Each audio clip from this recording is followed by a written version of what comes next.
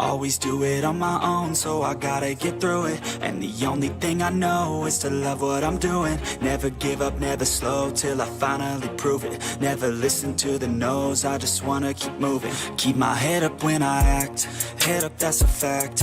Never looking back, I'ma keep myself on track. Keep my head up, staying strong, always moving on. Feel I don't belong, tell my thoughts to move along. Push myself to be the best, die with no regrets. Live with every breath, see my message start to spread. And I had so many dreams, then you hit your teens. Life ain't really what it seems, try to find out what it means. Always do it on my own, so I gotta get through it. And the only thing I know is to love what I'm doing. Never give up, never slow, till I finally prove it. Never listen to the no's, I just wanna keep moving. Yeah, I put out all this art, it's my only medicine. Yeah, everything I do, I'm just being genuine. Yeah, I'm sick of being screwed, feel my own adrenaline. Yeah, I do just what I do, and I hope you let me in, yeah.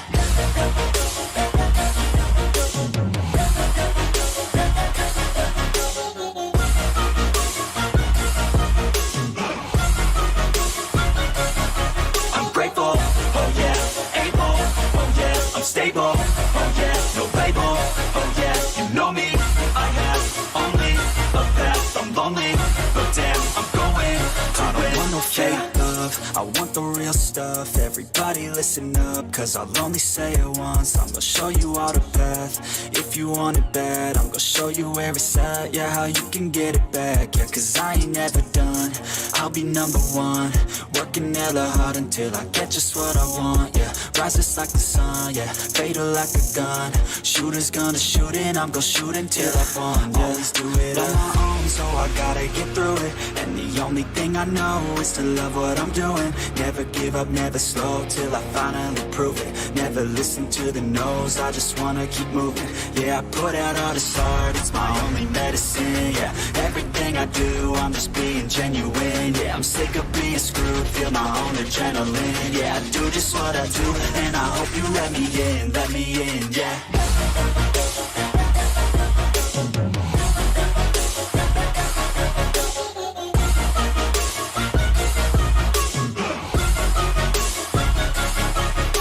Oh yeah, able, oh yeah, I'm stable, oh yeah, no label, oh yeah, you know me, I have only a path, I'm lonely, but damn, I'm going to win, yeah.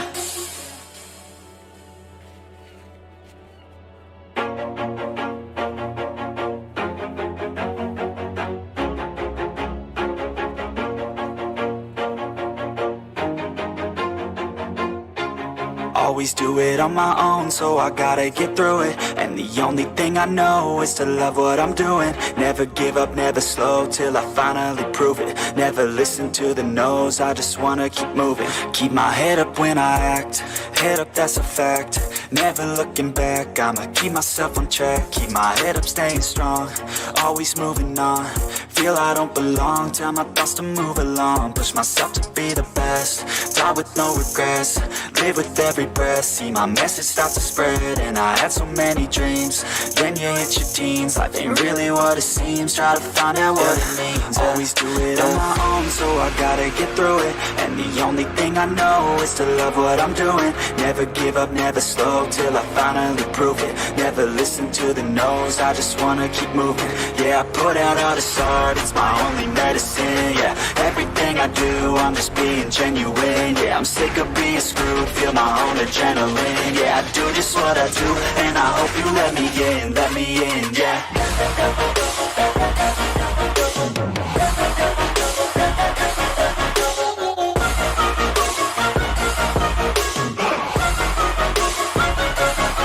I'm grateful, oh yeah, able, oh yeah, I'm stable, oh yeah, no label, oh yeah, you know me, I have only a path, I'm lonely, but damn, I'm going to win. I don't want no fake love, I want the real stuff. Everybody listen up, cause I'll only say it once. I'm gonna show you all the path, if you want it bad. I'm gonna show you where it's at, yeah, how you can get it back. Yeah, cause I ain't never done, I'll be number one.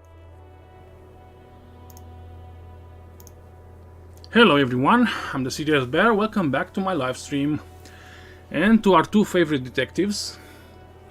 Mr. Harry Dubois and Kim Katsuragi, of course. So it's been a long week, but I'm ready for some Disco Elysium. So thanks for joining me, for those that are watching right now. Let us continue. Last time I sent Kim with the body, so I'm alone. I was taking a look at my objectives, so yeah, there are a lot of them. Let's try to solve some, at least. The dented yellow mailbox greets you with its graffito and bullet holes in the front. Other than developing a personal relationship, looks like you were right. Really develop a personal relationship with the mailbox. You drop the white envelope in the darkness. It lands with a soft thud on what sounds like a couple of letters. About a week's worth of mail as collected in there. They'll empty this very soon. Probably did the right thing. You can't trust that slug, Everard. You know he's going to play you somehow. Yes, I really do.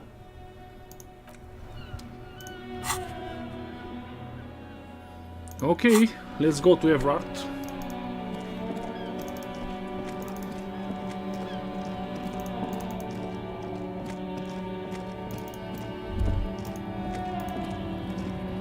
Looking for something, Hunt? Come to tell me to fuck off again? Okay.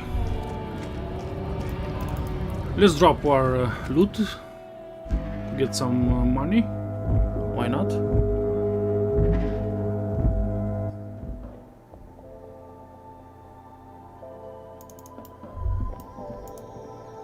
Hi, The Wana. tear machine stands in the corner. A sign says, 1 bottle equals 10 cents. Welcome to the stream. Feel free to vote if you haven't, but I'm sure you enjoy. At least I hope so. Your bottles clunk into the machine, and the money appears with a satisfying jingle.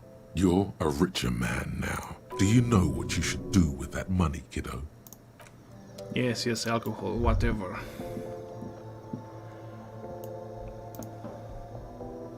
A colorful display of cigarettes and alcohol bottles. The bottles wink at you in the light. The smokes too glitter in their wrapping. It's like looking into a kind of heaven. Your knees are weak. There, in that dark green glass, all in vain.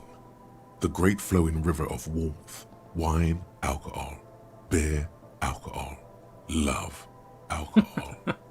Love alcohol, okay. This is not a good place for a recovering addict. Guess not, no. Good thing you're an unrecovering alcoholic then. I'm obliged to inform you that both alcohol and cigarettes damage your health. But I guess you already know that. Know this, you will never finish your alcohol quest if you don't buy beautiful alcohol.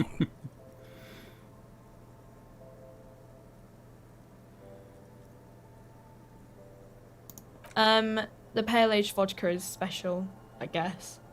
It's stored in pale for a couple of years, which makes it super expensive and super strong. I mean, I already said it'd hurt you. I don't know what else they do. No, Frick only sells legal drugs, like the law says.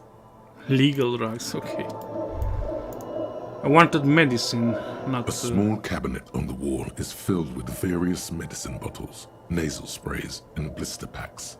They all bear the Saint Baptiste Pharmaceutics logo. Saint Baptiste, you know, the pharmaceuticals company. Saint Baptiste Pharmaceuticals, the one that sells meds out of Saint Baptiste. That one, there. She is right. Saint Baptiste, the company, derives its name from Saint Baptiste, the city. Itself so named because that's what it is. A rare case where that really is the full etymological history, as far as almost anyone knows, at least. 1 health, 3 health.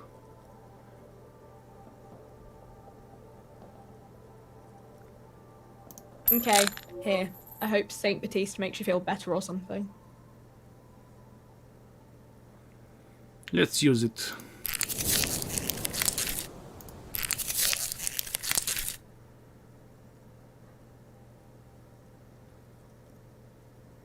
Okay, here. I hope Saint Baptiste may. Okay, okay. I want to be healthy and with morale up. Let's go see Everard.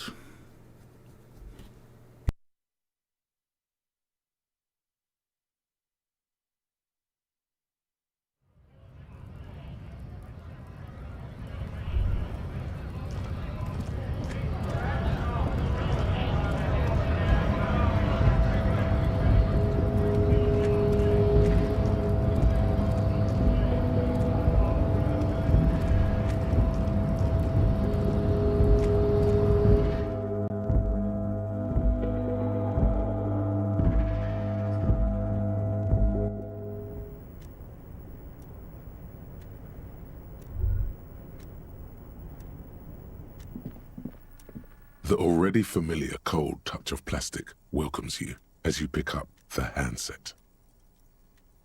The machine swallows your coin and seems to be waiting for your next move.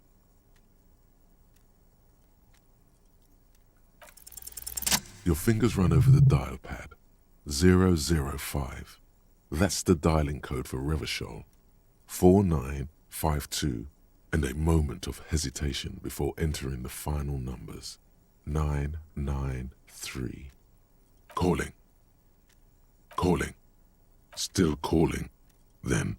Video Revachol, 24-hour video rental. We rent 8 and 10mm film for home use. This is Lamy. How may I help you? The voice of a youngster on the other end sounds as enthusiastic as that of a man walking towards the gallows. Video Revachol is a 24-hour video rental. We rent 8 and 10mm film for home use. This is Lamy.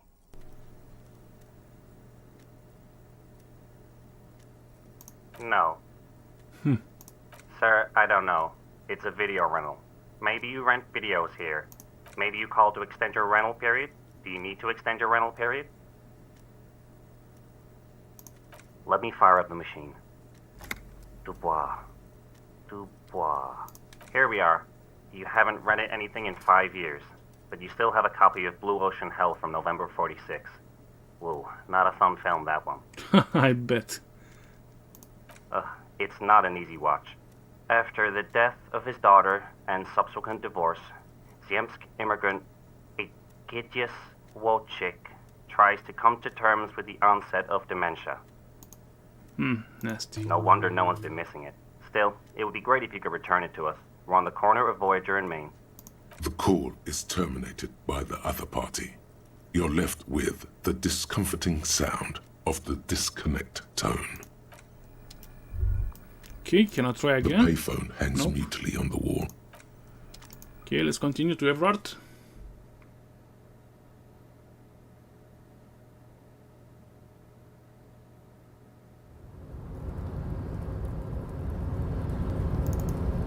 Oh yeah, that reminds me. Let me close the poll. So 89% of you like my stream, so thank you very much. 9 votes. I'm sorry for the person who doesn't like it. Maybe he'll tell me why. I'll end the poll. So thanks for voting. Let's continue.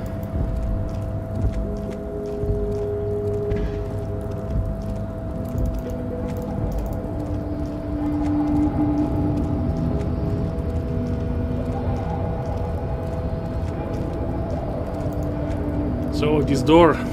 You're back before the cargo container. Its drawer has not lessened since you were last here.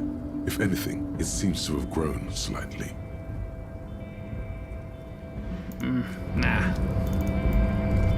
I can't manage it at 8%.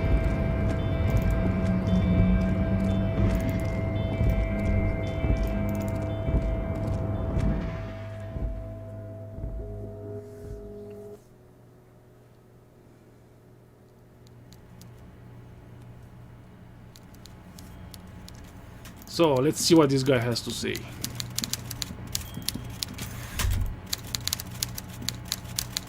Mr. Dubois, every worker, member of the board. How can I help you today? The Golden Boy returns once more. Wonderful. Simply wonderful, Harry. Of course. I already knew this. My friend, the mailman, confirms the letter is on its way. You've done a great thing today. You've given the children of Martinez a future and proven to be a true man of the left. I can finally trust you now. You're in my inner circle. We can talk about anything. The strike, the murder, your lost gun, nothing is off the table. Well done, sire. By guile and deceit, you're in.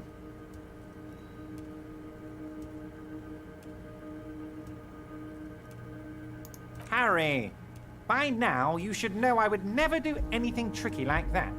However, if the construction noise and limited street access makes some people consider moving, well, let's just say there'll be freshly renovated buildings near the roundabout where those poor people can finally enjoy a significant uptick in quality of life.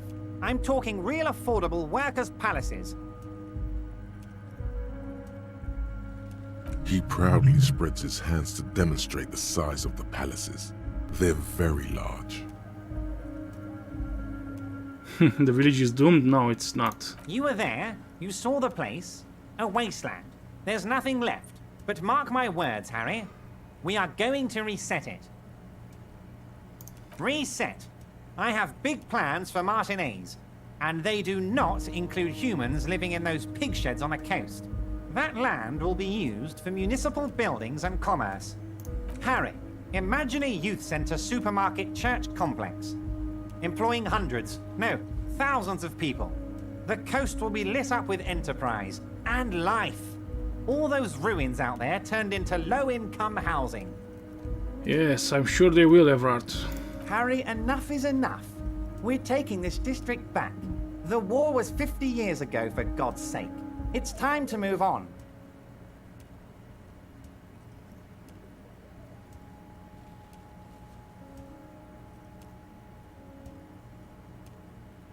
Yes, I do. I got the centre, I got room for a retail complex, and in 4 years, I'll get the church too. The wheels are already turning, Harry. The wheels of progress. This post-war limbo, I won't stand for it. There are kids practically playing with their own feces out there. It cannot go on. The pain is true. He's seen kids do worse than that. And then there will be a giant statue of him, towering above it all.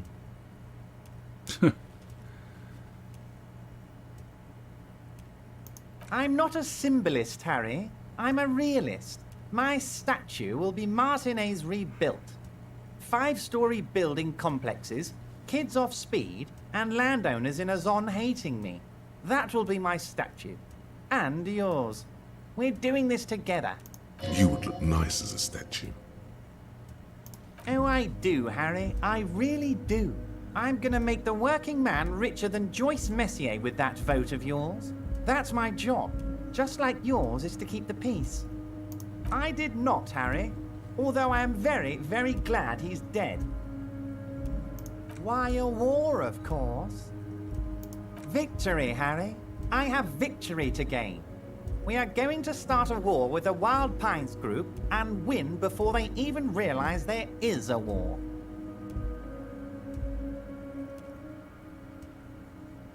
I have. It's a great story, Harry. Did you also know how the bee colony kills the giant hornet? They swarm and blanket it entirely until it suffers a massive heat stroke and dies. Harry, we outnumber them 1,500 to 1, and that's just Martinez. With all the unions in Revachol, and with public opinion on our side, we can hold off 2 men, or 15 men, or even 50 men. Yeah, that's optimistic, Mr. Everard. The more they send, the worse it's going to look for them. They made a huge mistake hiring those guys. No one likes foreign mercenaries. The leftists hate them, the fascists hate them, even the moralists think they're in bad taste. Harry, there is no strike, only war. Class war. Or, in business terms, a dawn raid. Or wait. Is that when you still pay them something? Because we won't do that. We're not gonna give nothing. We're gonna take Terminal B away from them. The roads, the gates, the containers, that big crane, even the damn coffee maker. We're gonna take all of it for the people, and fuck Wild Pines. Yeah, I got to hand it to him. He seems determined. The word fuck rings like a gunshot from his mouth. He doesn't swear often. Yes. It's also why I let that midget Gaumont go. He's too nice. I can't put him through this. Plus, he knows how to get in here.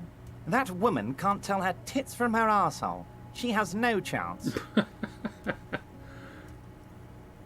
Tits from her arsehole. It's a local saying.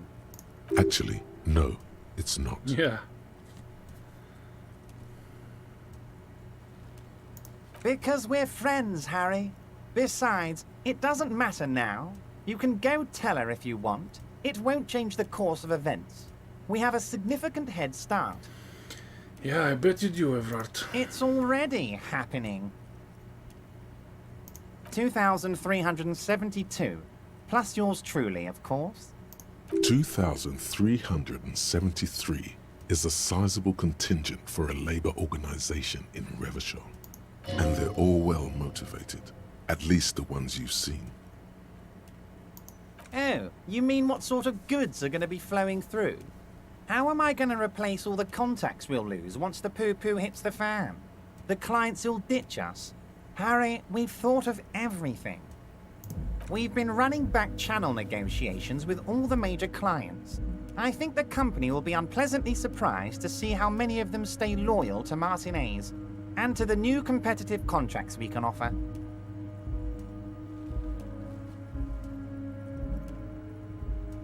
With renewed zeal sparked by communal ownership, the men will be shipping those containers double time. You'll be surprised to see how fast things go without parasites latching on.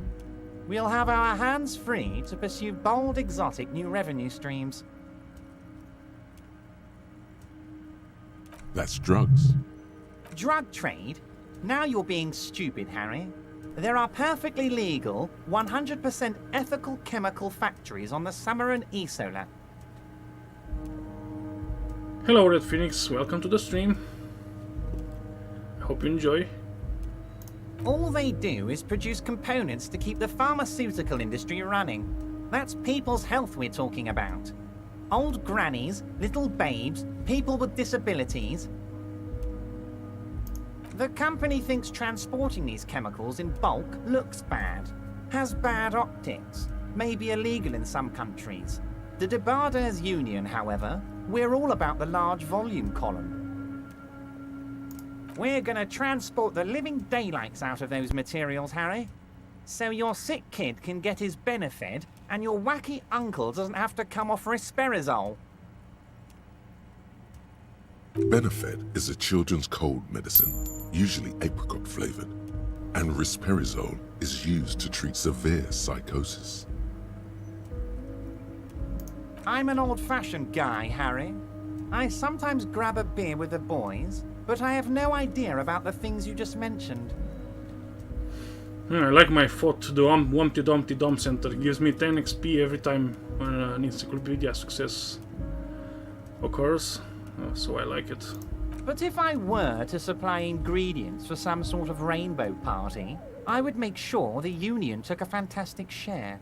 And I'd keep that stuff far away from Martinez. Yeah, this guy is shady as hell. He's basically admitting to it. Drugs are a no-go for me, I report this.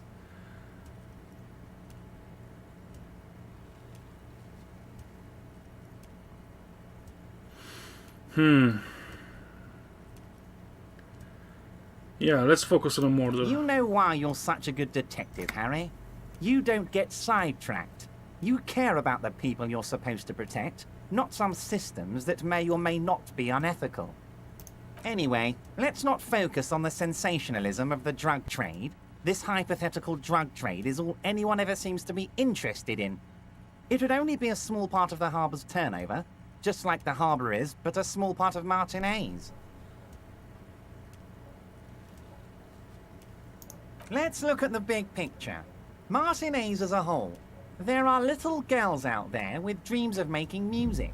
Young mothers who want to start businesses. Models who want to walk catwalks and steel welders who want to weld steel. I'm going to unite them all into one economic body. We're going to incorporate this place to Kingdom Come. Everyone's going to be in on the wealth, and everyone's going to pull their weight.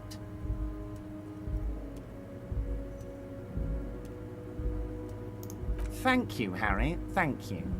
You have no idea how much it means to me, because in many ways, you are that working man. You have already done so much work. Harry, I've got to be honest with you. Your gun was found 2 days ago. Withholding this information weighed heavily on me, but it had to be done. Okay, where is it? An old woman has it, and let me tell you, Harry, word on the street is she's a character, so watch out. This must be the woman who bought the gun from Roy, the one he described as terrifying. Yes, the same one. I see you've done your research. The pawn shop made the gun easy to track. Crazy stuff, Harry. Selling your gun like that? Wild. Anyway, Yes. the neighbors of this old woman contacted my men because they trust me and the Debarders Union. Apparently, she was waving it around at the entrance to her building. Waving the gun around doesn't sound good. None of this does. As I said, she's a character. I didn't have time for details. It sounds like she's unstable, but don't worry. No one got hurt. Unfortunately, I don't know anymore. You're gonna have to go in blind, Harry. But she's an old lady. How dangerous can she possibly be? Oh, and she calls herself the Pigs. The pigs. Okay. There it is again. The pigs. Like Roy said, not good at all. I already have. Tonight, starting 10 o'clock, near the old fish market on the coast, the one on the boardwalk, a little past the fishing village. Be careful, Harry. I would never set you up for anything dangerous, but you did ask for this. Now, back to the fun stuff. She will be there from 2200 hours till 0200 hours. Okay. We're way past specific union members now. This is the big time. We're talking about the future of Revachol here, Harry. You can bother Leonard with that. He loves to run his mouth on such matters. But I'm in big-time mode, Harry. I'm sure you are, Everett. There's something different about him now. He's more vibrant, more alive in his big-time mode. Great, Harry, great. I think we have truly built a bridge between Martinez and Jamrock today. We have united the RCM and the Debarders Union. This has been so great. I'm sorry we don't have more fun things to do together, but if you ever feel like bouncing something off me, my door is always open. I'm always happy to Very okay. nice, Harry. Enough. Is there anything else? Fairweather T500. Remember that weakness you were looking for in the ceramic armor? Like, maybe it can only stop small, fast projectiles, but a large, slow-moving pry bar would shatter it? Or, if I run an electrical current through it, maybe it will melt. Or, personal favorite, frequency something something radio weapon? None of that would work. You need to shoot the part of the enemy that doesn't have Fairweather T500 on it, because the armor itself is invulnerable. Good news is, so are the armor pieces on you. Okay, so we have +2 hand-eye coordination against enemies in FT 500 armor. Great. So we have one more slot, the last one.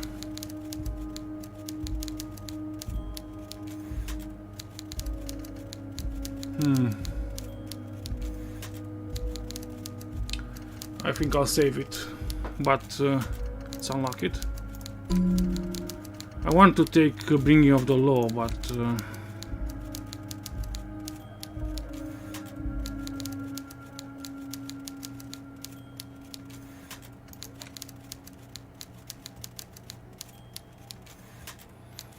I want actual art degree too.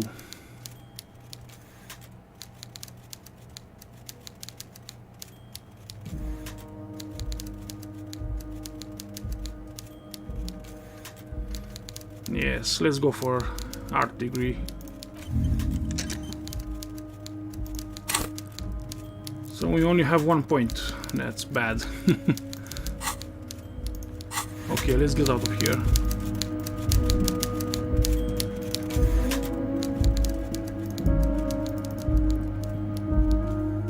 We are still alone, so we'll need to wait for Kim. Let's pass the time with some more objectives.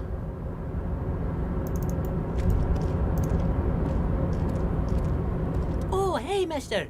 I'm not gonna bother you with a long greeting, just like we talked about before. I know you're probably a busy man being an important police officer and all, and personally, I think the more people keeping the peace, the better.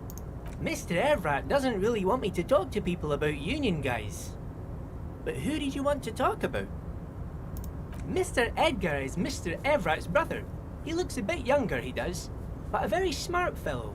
Very smart fellow indeed. He's away on some union business. Not even in Revershaw, they say. All kinds of places he visits. Him and his brother both do when they're on a vacation. Right now, it's Mr. Everett's turn to look after the union. But last year he spent a whole winter in South Africa. Left with the first autumn rains and didn't come back before the trees were green again. South Safari. A lot of bulk chemical manufacturing going on there. A lot of cargo shipments being made too. He's a union man through and through. Good guy. He's very calm, laid back, doesn't do much, talks to Everett sometimes. Honestly, I don't know what he does for us, but it must be important because everybody likes him. Yes, they do. I think that's what he does. He makes everyone feel a little better. Whoa, he's really something. He doesn't talk much to me usually, but when he does, I don't really understand most of what he's saying. Actually, I don't think he would like me running my mouth about him like that. Once he said he's a dragon to this mob fellow who came picking a fight with some union men. I think he really believes Jean-Luc was a dragon because he ran right off. Another time he almost killed another guy, but I shouldn't talk about that. Oh, Titus is a longshoreman through and through. He was born on a boat, they say. His veins are probably filled with salt water, I tell you. Nice friendly sort old Titus is. I'd best not. I mean, I could, but I don't think Mr. Everett would like it very much. You better ask him yourself, mister. The night guard. Ooh, he's a peculiar fellow. He's the strong, silent type, you could say. We talk all the time, but I don't really know much about him. He plays petanque with my old human studies teacher, Mr. Martin, down at the plaza. I think he's the only fellow who actually knows old Renee. They lived on the same street their entire lives, even dated the same girl on and off for as long as I can remember. Strange fellows. Mr. Martin was always real nice to me in school. I remember once. Mr. Martin, yes. Don't really remember much about him. I was just a boy back then. Sure, mister. What can Leo do for you? Okay, let's go.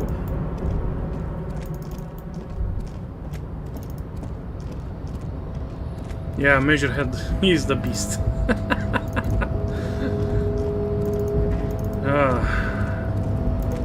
Can we do something about this container? I want to open it, cargo but... container. Its drawer has not lessened since you were last here. If anything, it seems to have grown slightly.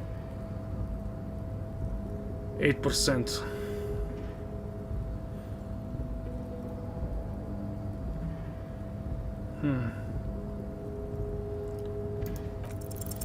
Despite the Whoa. dirt that surrounds and trails you, a beacon of light emerges from deep within you. I did it with 8%, man. That's great. The door stands silent. Try again. Just like that, you hear a click, then a rattle. Some mechanism unlocks itself inside the door. Ahoy! Come on in! What?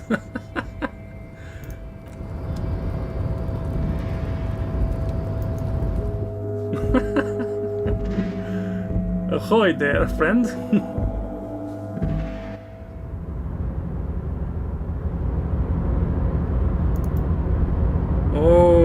Okay, this is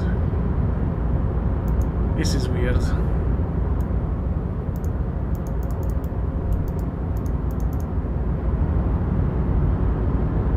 Look at my money.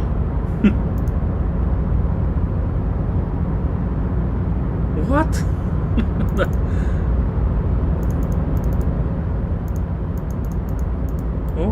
Okay, can I do something here?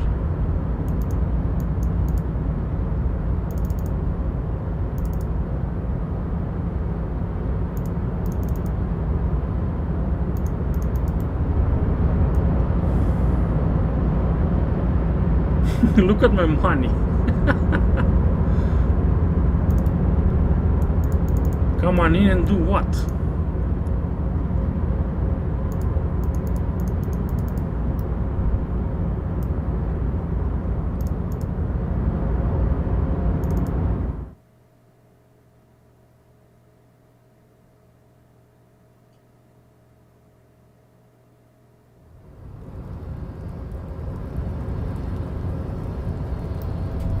Okay, that was weird. Can I enter it again?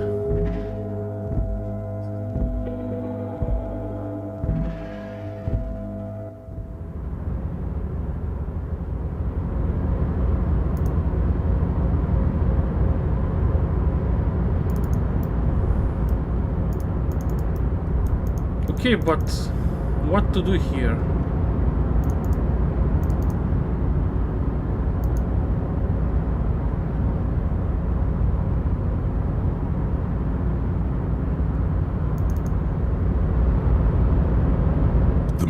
Stands at the far end of the shipping container. It's hard to say anything more about him. You cannot make out any of his details, but you do feel the overwhelming presence of capital. Okay. The feeling causes all the hairs on your body to stand at attention, like soldiers preparing for review. Something's amiss. The light beams bend around his face and scatter in 1,000 directions. It seems the laws of physics do not apply here. They are suspended, distorted, and echo. Trying to visualize the physics at play is liable to give you an aneurysm. Don't think about it too hard. In the general stillness, only your tongue moves, flickering as you utter. Hello. Welcome. Come in. Make yourself at home. Sorry, I'm not better able to receive you. I wasn't expecting visitors today. Mega rich light bending guy. Okay. You can't hear him exactly, yet you're able to understand every word he says. It is very strange. An overwhelming hum covers everything. Voice doesn't escape from him. Now, what can I do for you, good sir? Who am I? Oh, I haven't been asked that question for such a long time. I don't meet a lot of people outside my circle these days. Oh, this is strange. Anyhow, my name is Rustam Teodore, investor, license holder, and extremely high net worth individual. And you are? Pleasure to meet you, Harrier Dubois. I must admit, the name suits you very well. To be perfectly blunt, I inherited my fortune from my grandmother, who herself was an extremely high net worth individual back in Grad. All I did was take her fortune and invest it prudently. Believe it or not, it takes more than a bit of skill not to blow a vast fortune on sailing boats, bad choices, and unsupervised state policy. And blow.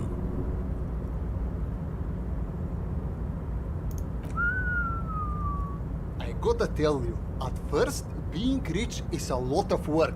You've got to work hard because everything's so darn expensive. You know prices increase exponentially at this income level. But then, once you've reached my position, it's nearly impossible for me not to make money. My assets are so diversified that I'm bound to come out ahead no matter what. Some of my lower net worth friends say to me, but doesn't that take all the fun out of it? And I tell them, not really.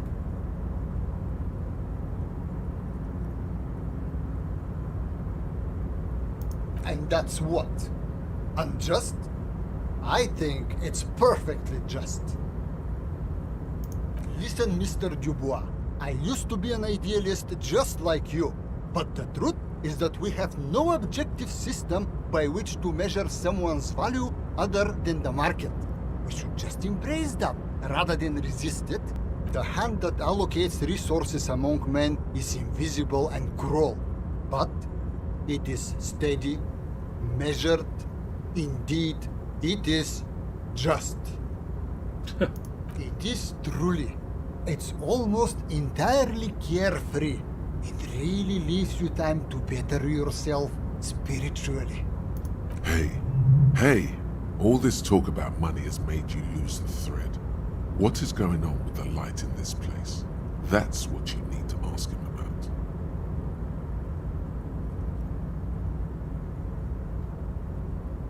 Sure. Let me check my pockets. As you may know, us high net worth individuals do not have a lot of cash on hand. Investments and liquidity are enemies of one another. I think I only have coins for coffee machines. Here is 3 real. How much can you get for this? That's the idea, my friend. You've got to work for the rest. Maybe you can make that money grow.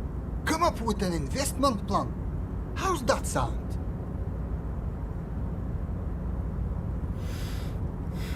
What do you mean? Are you talking about my chin? Oh, that's what you mean. Yes, I've heard of this effect, though I've never witnessed it myself, of course.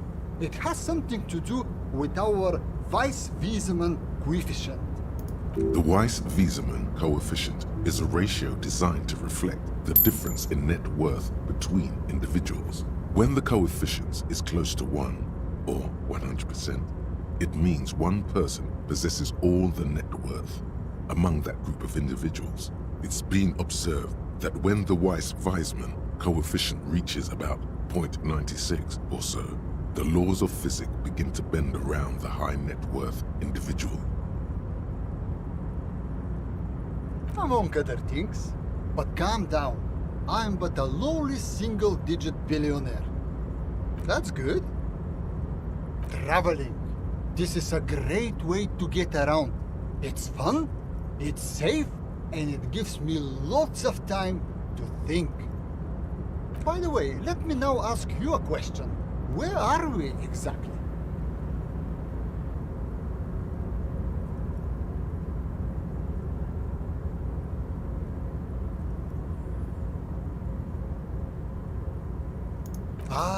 Revachol. I remember walking its streets as a teenager. There used to be a bowling alley in Stella Maris. I wonder if it's still there. Yeah, the guy is very, very strange. It's a shame I can't get out and explore myself. One of the downsides of being an extremely high net worth individual is that mobs of low net worth individuals are constantly banding together to ask for money. There simply aren't enough hours a day to hand out all the handouts. It's like feeding seagulls. There are always more, and they never seem to do anything interesting with it, except more seagulls.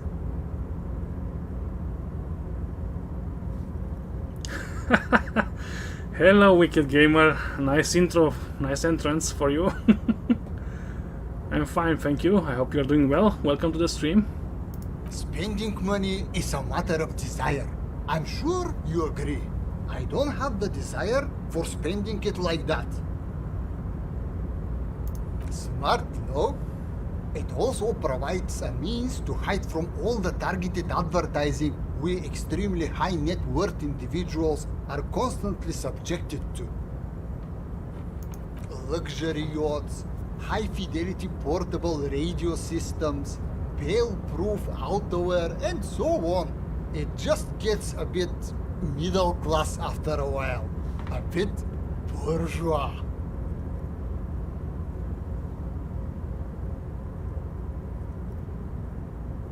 What? No, I didn't say that at all. Being rich is great. Just don't tell anyone I told you that. Yeah, I can't pass this red check. Thanks for stopping by. If you ever have an idea you want to pitch me, I'm all ears. Okay, this was weird.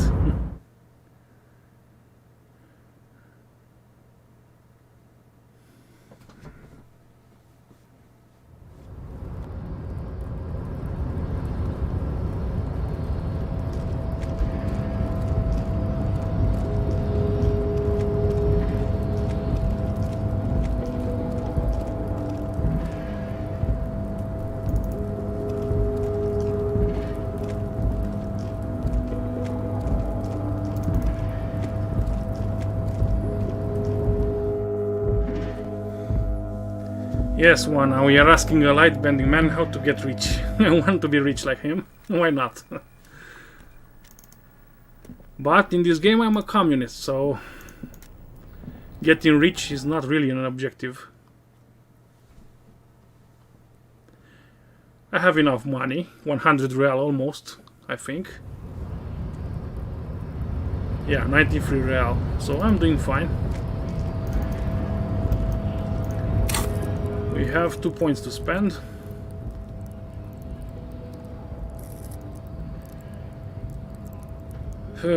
I don't know what to spend it on. My thoughts are almost complete.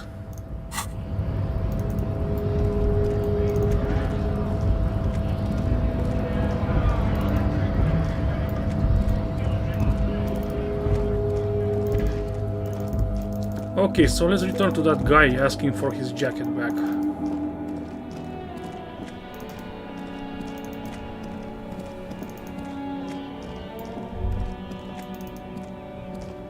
And on the way I can question these guys if any new dialogue appears. Everything's still cool.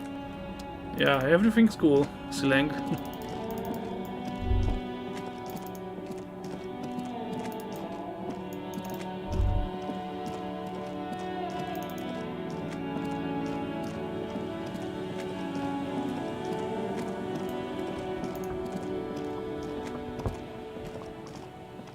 The trap stands empty amongst the reeds, powdered with snow. No insect sounds or movement around. Only the reeds melancholy rustling. The locusts, dazed from being transported, slowly begin to acclimate to their new surroundings. They're not really going to get the chance to get comfortable here.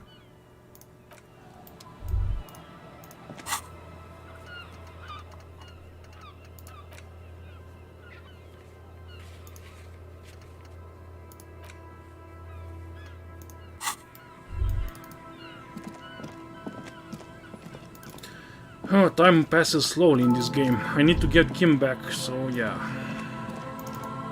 What's over here?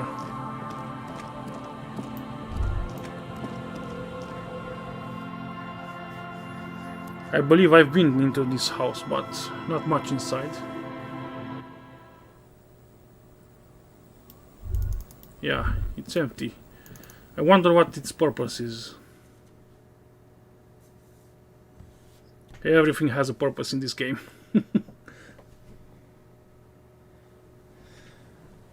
Okay, let's go to the drunken guys to give them their jacket back.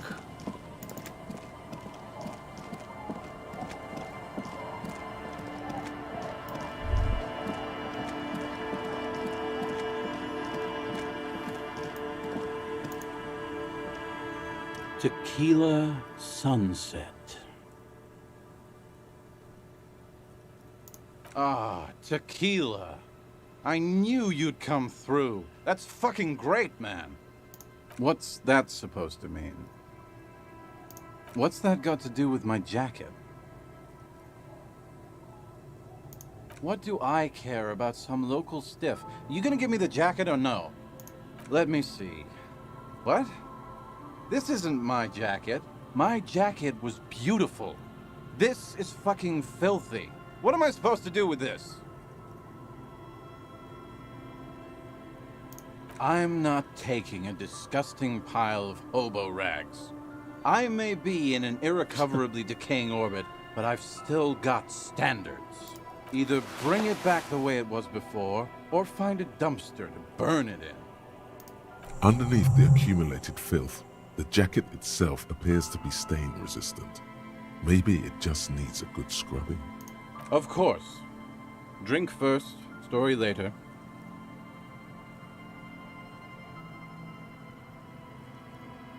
Not much, but it will do. The tale I'm about to tell you is an urban legend particular to Martinez. That said, I first heard it from a former bicycle courier in Coran. There are many variations on the basic story, and the details often conflict. What everyone agrees on is that nobody knows the exact nature or identity of the phenomenon. Are you telling the story of the headless? Shut the fuck up, Rosemary. Summer of 44. 17-year-old Gertrude Hett is walking home from a late shift at the harbor. It's almost midnight. She stops for a cigarette near the canal. You got a smoke on you? If yeah, you should light up. Help set the scene. Our heroine finds herself enjoying the peace and quiet the canal provides. What she doesn't know is that her peace is about to be shattered. From behind her comes the clattering of hooves. Startled, she turns around, and what does she see? What?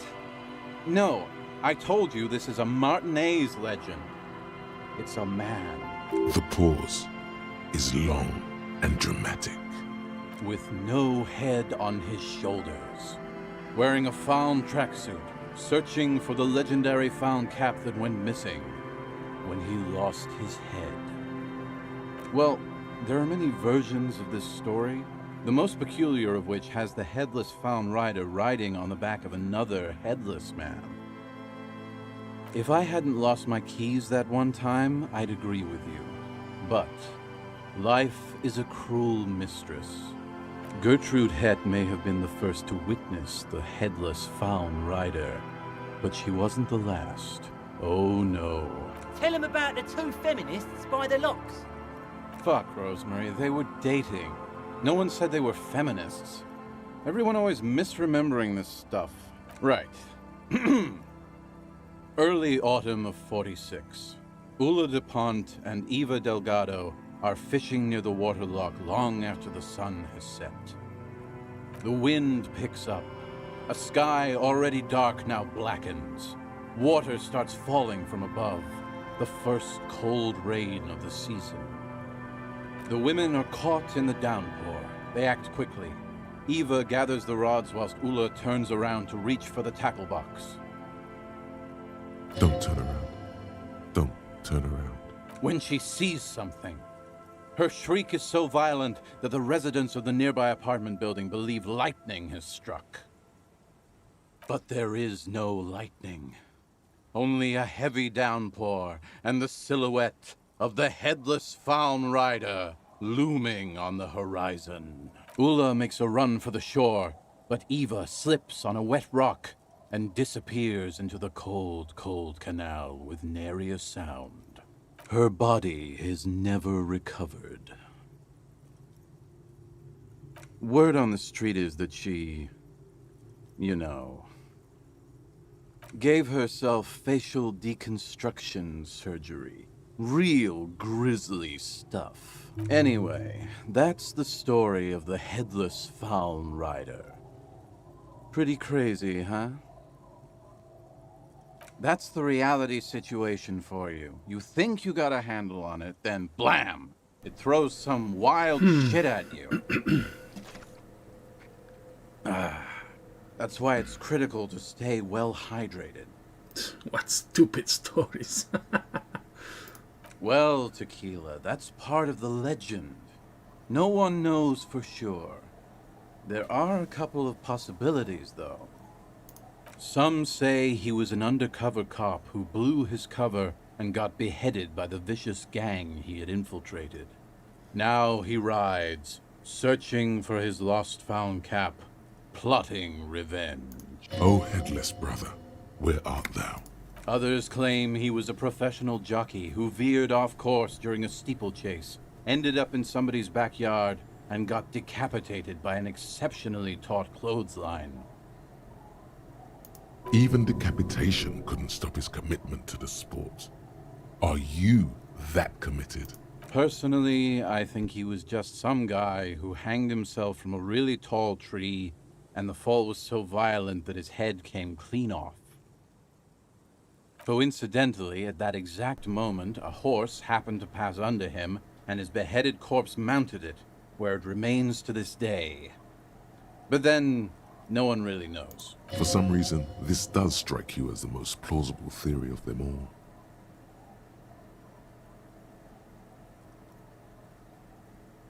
That explains the horse part for sure. Don't know why he'd be wearing a tracksuit, though. Seems like a stretch, if you ask me. Anyway, to each his own. You want to hear any other stories? Yeah? Why don't you go eat shit, Tequila? There's no way you know a better one than that. I have to admit, that's pretty high concept. Still not as awesome as a headless rider in a found tracksuit, though. No one knows. Some say he stalks Martinez to this day, and can be seen near the canal when the clock strikes midnight. Ooh. Aye, I saw him one night when I was right shit-faced. I actually do have one. The strangest of them all. But I'll need to fortify myself before I can tell that one. Do you have anything to fortify old Doom Spiral? Tell me you got some story juice. It's very hard to tell a story when one's mouth is dry. Yeah, right. Wonderful.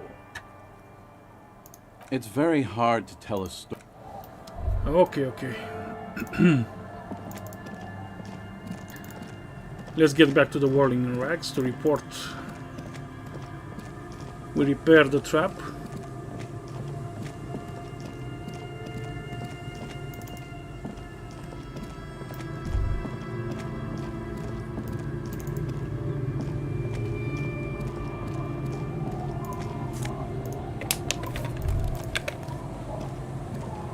The waves are beginning to die down. Look at those little bastards. Simmer down, bastard. Why does she care about the waves so much? What is it with waves and fishermen? We need to be out there with them, fishing, making a living. So I asked them to accommodate me. But until that happens, I can try to assist you the best I can. So, what will it be, officer? Oh, that's good to know, I guess. Why is it in the sea?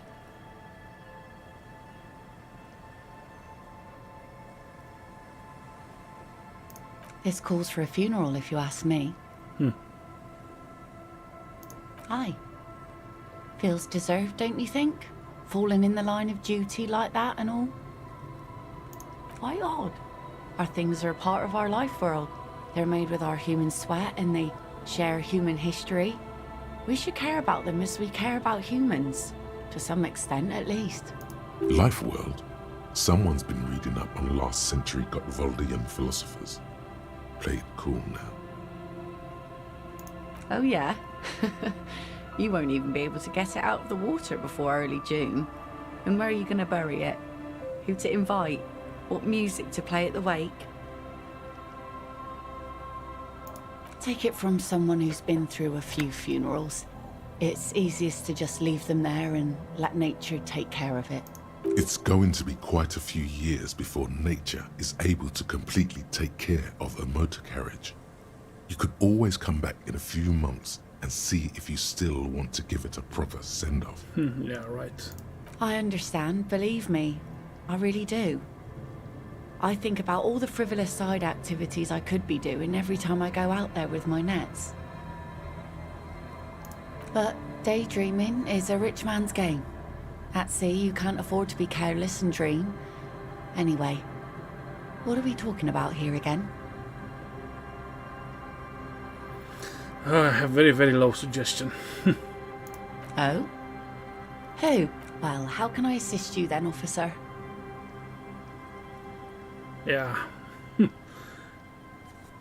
I don't think this one is gonna work. But let's try it nonetheless. Oh yes, she does. Nope. You need to get your drink on. There is no other way for human beings to procreate. Not after 6,000 years of yeast cultivation-based mating rituals.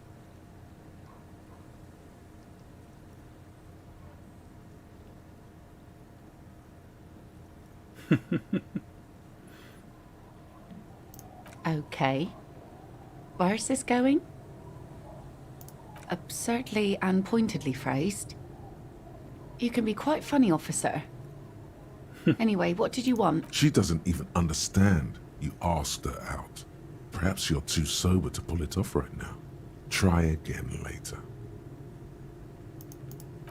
Yeah, okay.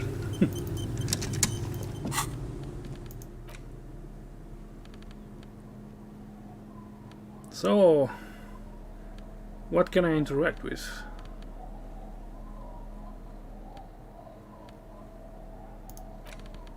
As you hold it in your hands, it makes an uncomfortable crunching sound. There is no why.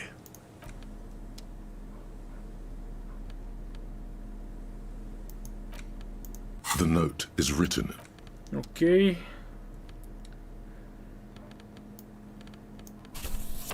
I think I interacted with all of them.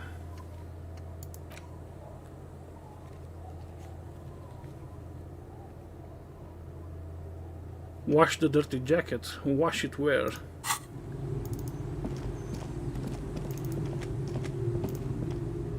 Our tenant, the policeman. I hope the waves don't keep you up at night. What can I help you with? Yeah, wash it for me.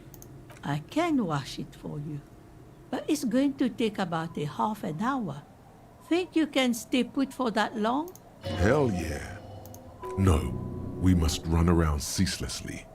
It would be torture to stay put. Yeah, I'll wait. Well, hand it over then, and I'll see what I can do. Must say, I'm proud of this one. It's pretty nice underneath all that filth. I hope you take better care of it than its last owner. Okay, thank you.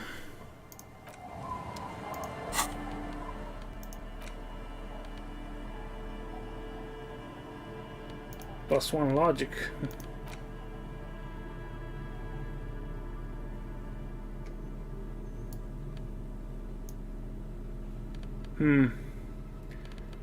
Nah.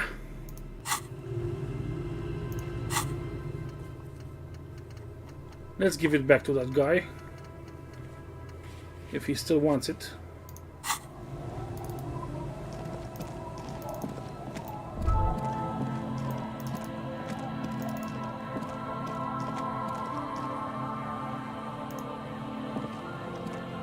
Tequila sunset. My jacket? A look of consternation crosses the man's face. He looks at you, then at his bottle, then back at you. What the fuck are you talking about, Tequila? Faum? That's medium concept stuff, not my style at all. I can't believe I'm saying this, but maybe you should lay off the booze. It's fucking with your head. it becomes abundantly clear to you how this man managed to lose his keys, business, friends, and girlfriend. Yes, indeed. I'm calling it. It's neurological. You know what? Fine. Maybe I can pawn it for some booze. Aye, good thinking.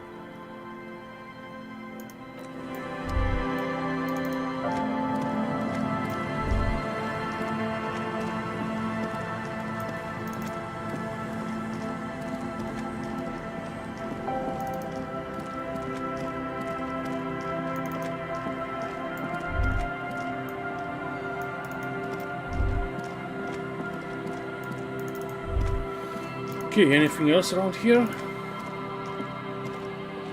All the traps are stopped now, and still no sight.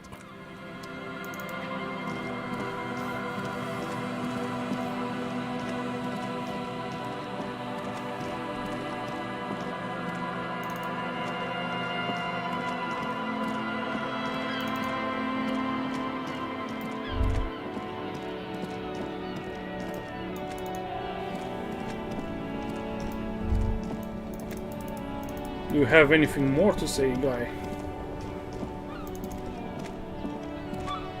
It is such a pleasure to see you again, officer. How may I head the citizens' militia on this fine day? Sweet, sweet Jenny. Ask away, officer. Of course, officer. Okay, let's try this Memories check. are all we It's have a white left. check, I can retry it later. A man so principled about his sandwich calls for a principled approach. Time to get political. You really do. Now unleash the fury.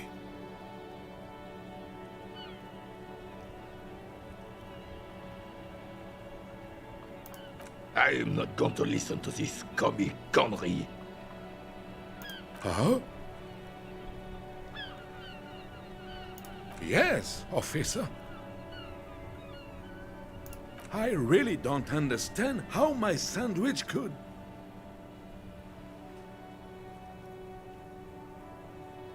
I would rather just have this one, officer. It's really good. Tell this lost comrade what the people's sandwich would be like. Distill the essence of the working man in a sandwich.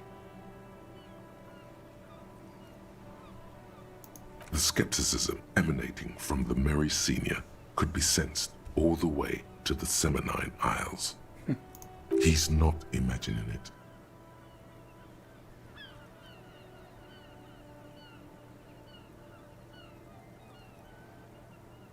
I don't want to. Look, officer, I like different, classic food. Fine dining, not soil. Please, just drop it. Fine. Vigilance officer, what can this old carabiner do for you?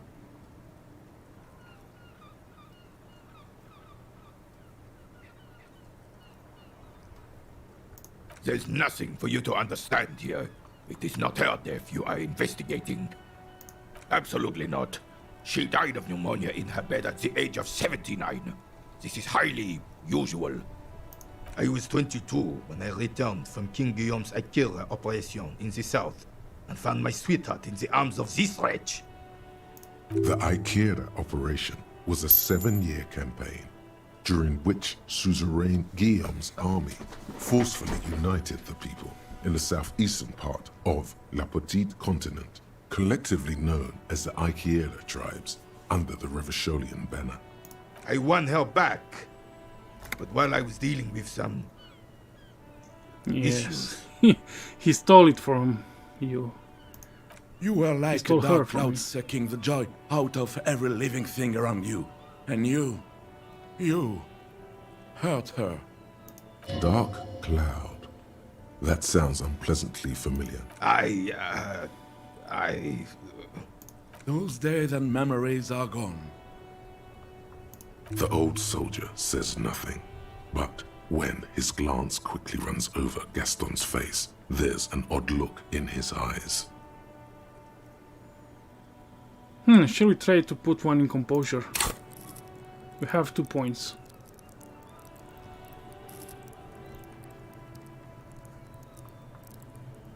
Nah, I'll just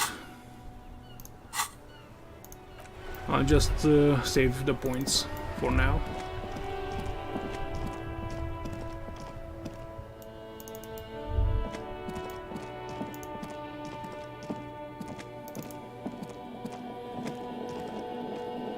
The tracks are as they have ever been. A bit more worn, perhaps. Fortunately, the street sweeper still hasn't noticed their presence. Yes, and ended up half sunken in the sea. You must have been drunk when you left off. Maybe. Probably. An ominous warning of bad things ahead. Okay.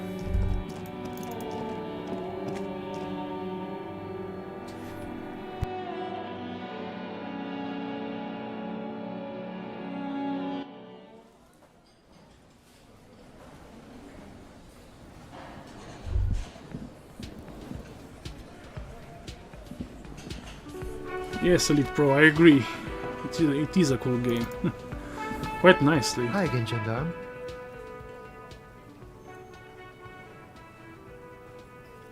That's right.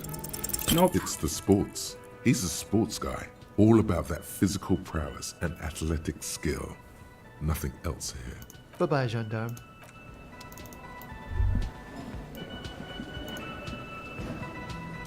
Hello, dear. It's good to see a familiar face. Thank you for doing that, dear. Morel still isn't feeling well. I convinced him to stay at Gary's to get some rest. I'm afraid the cold has really gotten to him. I'm sorry, dear. You've had to drudge through them so many times. Such is field work. A young person's game, as they say. Her voice is shaky. What is going on here? Yeah, what's happening? Morel will eventually, or we'll talk Gary into going back out, perhaps. You've come so far. You can't leave those locusts there, waiting on the ghost reed with no one to witness when it appears.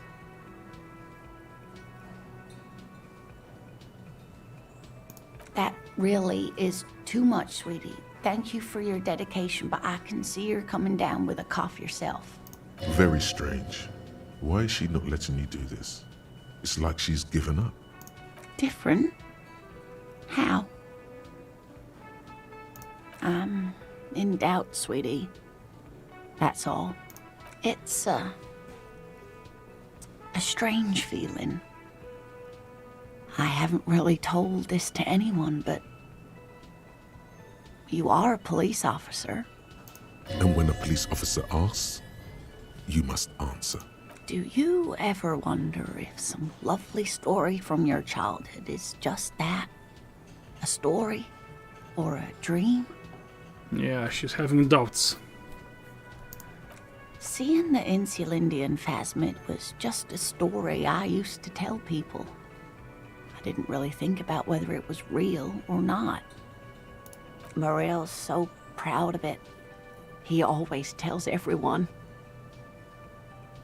No, at least I don't think I did, but Morel was so eager to believe my story was evidence of the phasmid's existence. That I'm some queen of the cryptozoologists. That. And for years, his belief made me believe too. But now, we're both getting old, and he's still working himself sick out in those reeds looking for it. But what if I was just wrong? I think I was a true believer.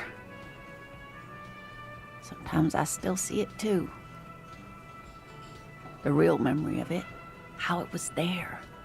Not the memory of the memory, but it's so hard to tell the two apart. Either way, I should go. Poor Morel is running a fever, and I need to get him home to Jamrock before we overstay our welcome with Gary. Oh no, thank you, but I can get there on my own. This old thing is gas-powered. And then a taxi home. It's not so bad. Oh, sweetie. Please don't get stuck on a dream. Take it from me and Morel. Okay, it's 1113 Tabernacle Road. Jamrock, but...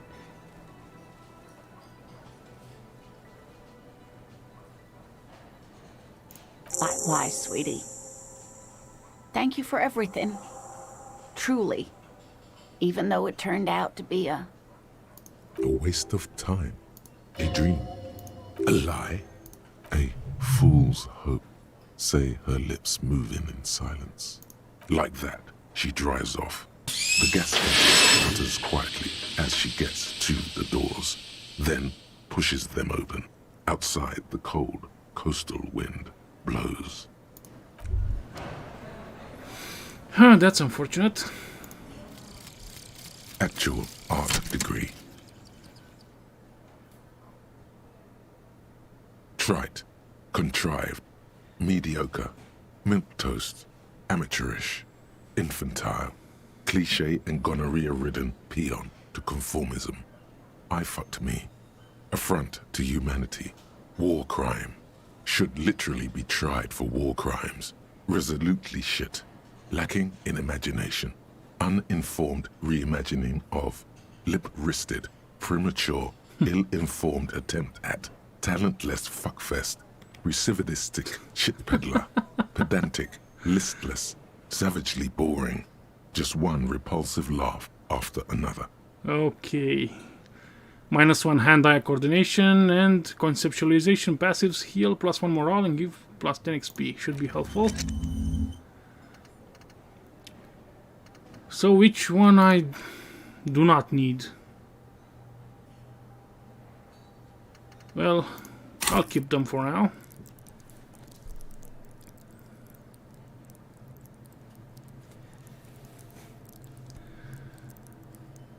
I need a suggestion.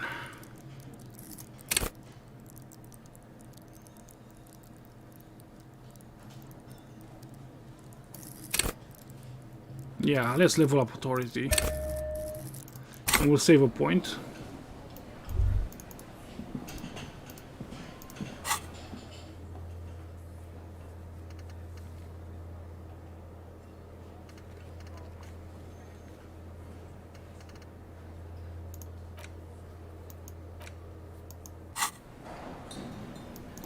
Can I sing karaoke now? The stage is all set up for your performance. Feels silent. You can hear the pellets creak under your feet. You feel a little dizzy, a little unsteady suddenly. So, are you ready for your thing now? Let me know when I should turn on the karaoke carousel.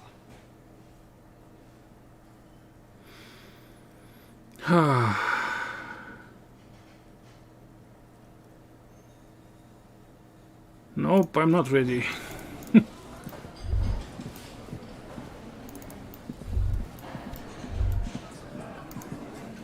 Behind the dockworkers, a ceiling-height window. The hawthorn branches scrape the glass like bony fingers. It's not time yet. Okay. Yeah, I want to be with him. To questioning these guys. I feel safer with him, not alone.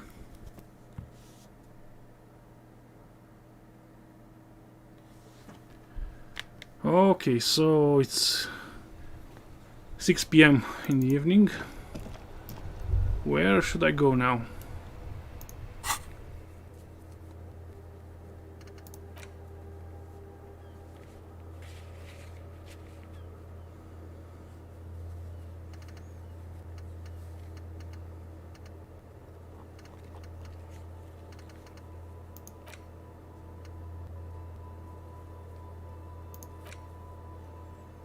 Yeah, I need to do things in the evening, but I need to pass the time.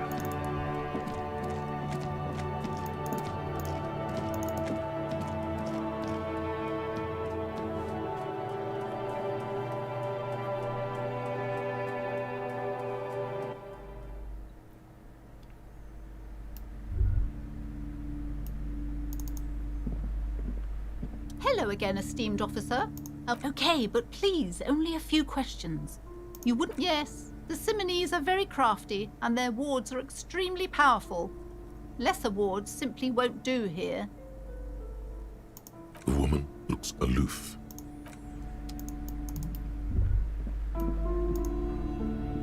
Hi, Ace Detective. Are you here for more books? Math. It's really difficult. Oh, I found something while you were away. I thought this would fit you. Like, thanks for helping out. Not me. The city, I mean. Like a detective does. Yes, just like the one Dick Mullen wears all the time. You'll look way more serious with that. Right, I have to get back to my homework now. Okay, thank you.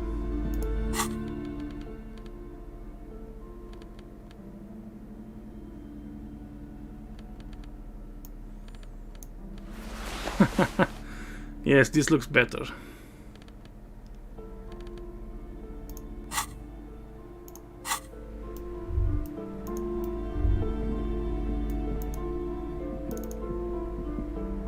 A small mountain of colorful board game boxes. There are numerous types of games Okay. for all ages. A lot of shelf space seems to be taken up by Wirral-related merchandise. Like I said, I need to pass the time, so let's read books. Wonderful board games, sir.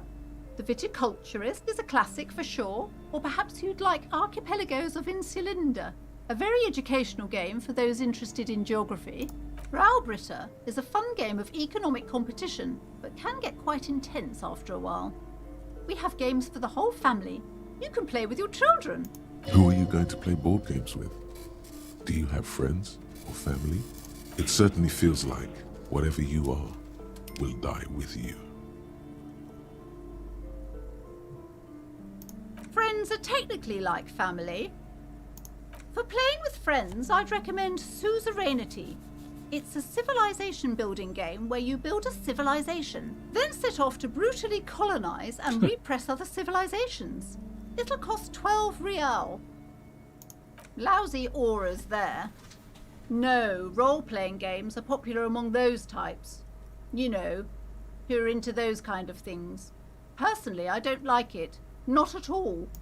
I've heard they turn people into occult enthusiasts. That they have rituals where they try to summon entities. Highly immoral stuff. You can still buy them, though. An endless variety of source books, lore books, and codices litter the table. The topmost book is titled Welkin Compendium, 2nd edition. There's also a large hardbound tome with intricate cover art, The Hunters of Katawak, Boreal Creature Compendium, and a Pick Your Path adventure game book titled Tales of Wirral, Cavern of Velkrag. Books in a board game section? Who wants to read books? There's a box that says Wirral, 3rd edition Mega Setting Supplements Module. The side panel notes, a fantastique adventure board game, new maps and miniatures. A sticker on it displays 25 real. Wow, that's expensive. That price is steep, but then it's the 3rd edition Mega Setting Supplement, so it makes sense. Nonsense for anemic Beano-clads.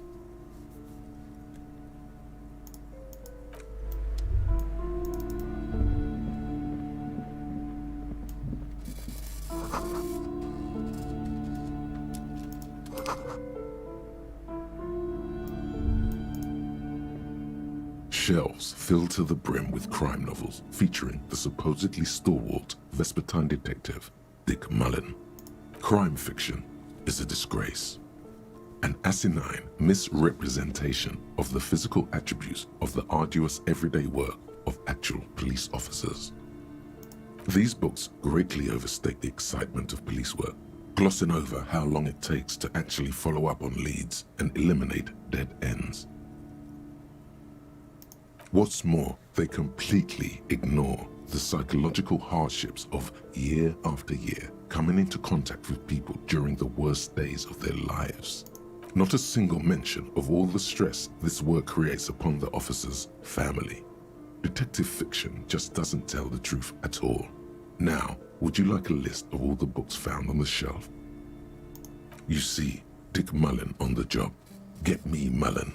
The stalwart adventures of Richard P. Mullen, Dick Mullen and the murder in the orchard. The sordid affair of Dick Mullen. A killing is declared. Dick Mullen in the murder house. The final case of Dick Mullen. An obvious lie. Dick Mullen in the clock tower. The ordeals of Dick Mullen. Dauntless Dick. Dick Mullen's funeral pyre. The murder of Dick Mullen. Oh no, turns out he faked it to solve a case. Yes, there's also the dame who did it. Farewell, my Mullen. Faking death seems to be a common trope in the Mullen series. The morbid tales of Dick Mullen. A dark tide turns. Tragedy calls for Dick Mullen. Another one with fake death. And, of course, Dick Mullen, the murderer. In order to catch a murderer, Dick Mullen must become the murderer. After all this, you still haven't found the answer to the one question that matters. Who is Dick Mullen?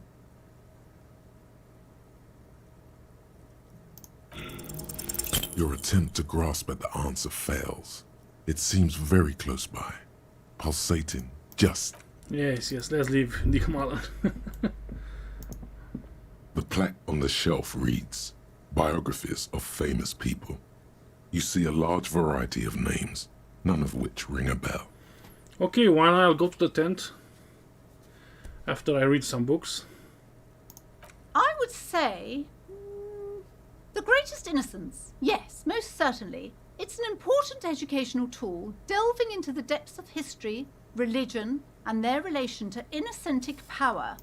A very influential historical figure. But surely I don't have to tell you that. You're a law officer, and law officers have at least some education. Yes, I do have some education. The book is also very daring. The author aims to re-examine the universal understandings of the innocentic system, creating a fresh vantage point and a shift in the tired order of things. Perhaps for a layman, deep analysis is necessary to peel back the multi-layered meanings. Do her words seem vague and abstract to you? Certainly, it's prudent for a person to have at least an elementary understanding of history and society.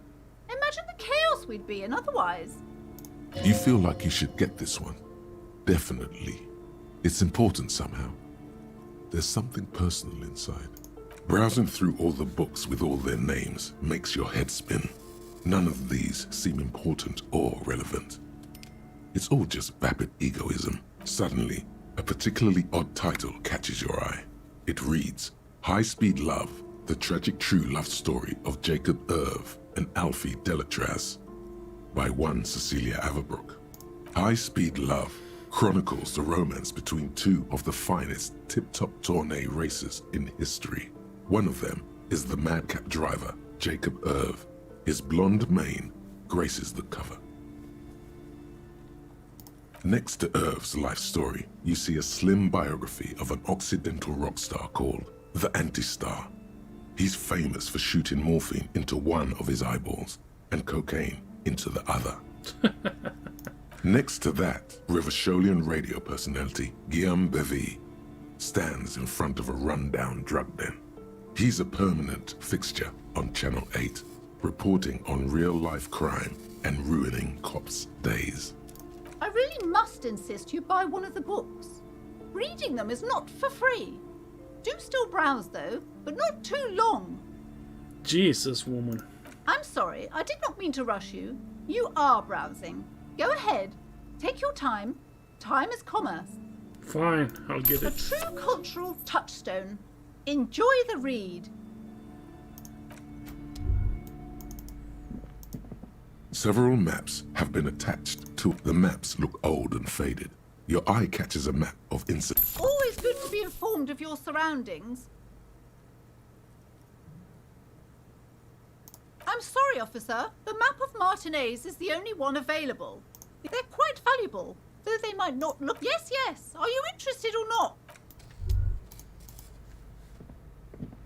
This bookstore is not strictly about crime, romance, and biographies of famous people.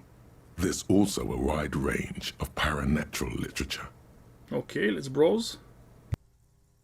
Amidst the various books, you find one written by someone named Matthias W. Dundas. It's about wholeness, unity, balance. These three things are very important to the working class mind.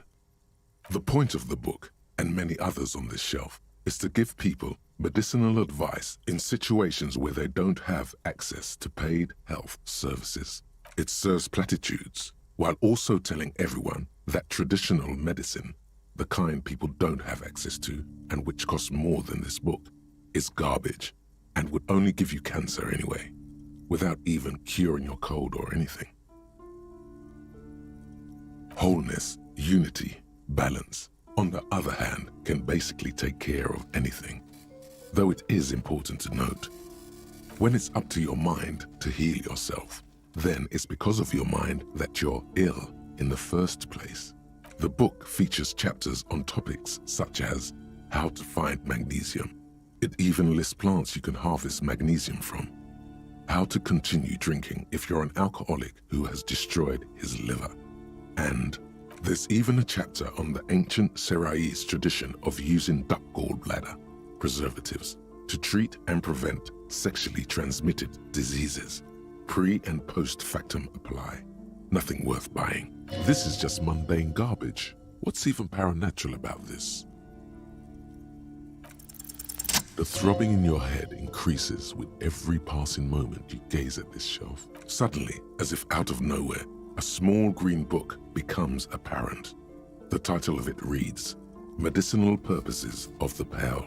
The book contains descriptions of various pseudoscientific therapies, alternative medicines, and folk remedies involving the pearl, also known as le territoire. For example, it recommends vigorously swatting one's naked body with a venik or hand broom, made from the leafy twigs of a young birch tree from the near pearl. Even better if you can find someone else, preferably a large man dressed in nothing but a towel, to thrash you while you're spread naked and helpless on a cool slab. It is, and good for the circulation too. It also recommends consuming distilled spirits like vodka or whiskey that have been aged in the pearl. Readers are instructed to cover these jars in a shallow hole just inside the pearl and leave them there for 30 to 60 days, depending on the potency desired. Among other benefits, it is alleged to restore a damaged liver to perfect health. That seems improbable. For general health and well-being, readers are encouraged to take regular strolls through the pearl, though a sidebar cautions readers to limit each stroll to less than an hour. These strolls promise to cleanse the mind of worries and the body of toxins, especially if the perambulator performs this ritual in the nude. Nudity figures prominently in a number of these prescriptions. This is exactly what you need. Andropanetic nudism? That's insane. That's beyond dangerous. There's an entire section devoted to cures for men who are struggling to perform their marital obligations. You close the book and return it to its place on the shelf. Indeed. Something about that book does seem to have spoken to you. Well, I hope it contains what you're looking for. Sir, please, no browsing in that shelf. That wisdom is not for free. I can't have you end up, like, opening a police store next door and stealing my customers. Oh, no.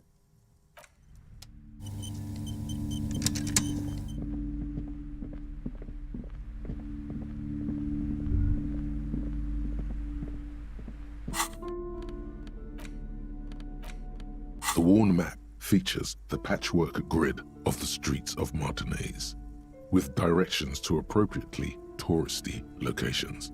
Year 48 resides on the upper right corner. Your finger moves through the various streets, across Rue de Saint-Ghislain and Rue Saint-Cypar, over Saint-Brun and Martinez North. Finally coming to a halt on the spot where you are currently standing, although the map gives no such indication itself.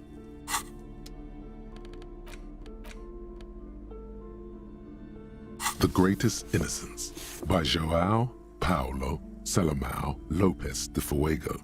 The book is large and heavy. Browsing through the various chapters, you try your best to understand the ceaseless overflow, the sprawl of names, dates, places, events historical. Most of it ends up as a twisted mass of facts inside your brain. Your educational survey is done. Did you catch any of that? No. Oh well, it's pop quiz time. Let's see what you've learned. This might take a few minutes. You ready? That's the spirit. Here we go. Question 1. Who was the first innocence? Oh yeah, this is what I was made for.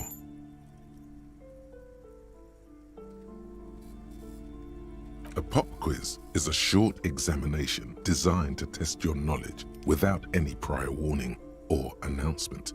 Such exams allow the teacher to assess how thoroughly the students have retained the material at hand. Voila. Now blast that first innocence. Thanks for nothing. Dolores Day. Dolores. Incorrect.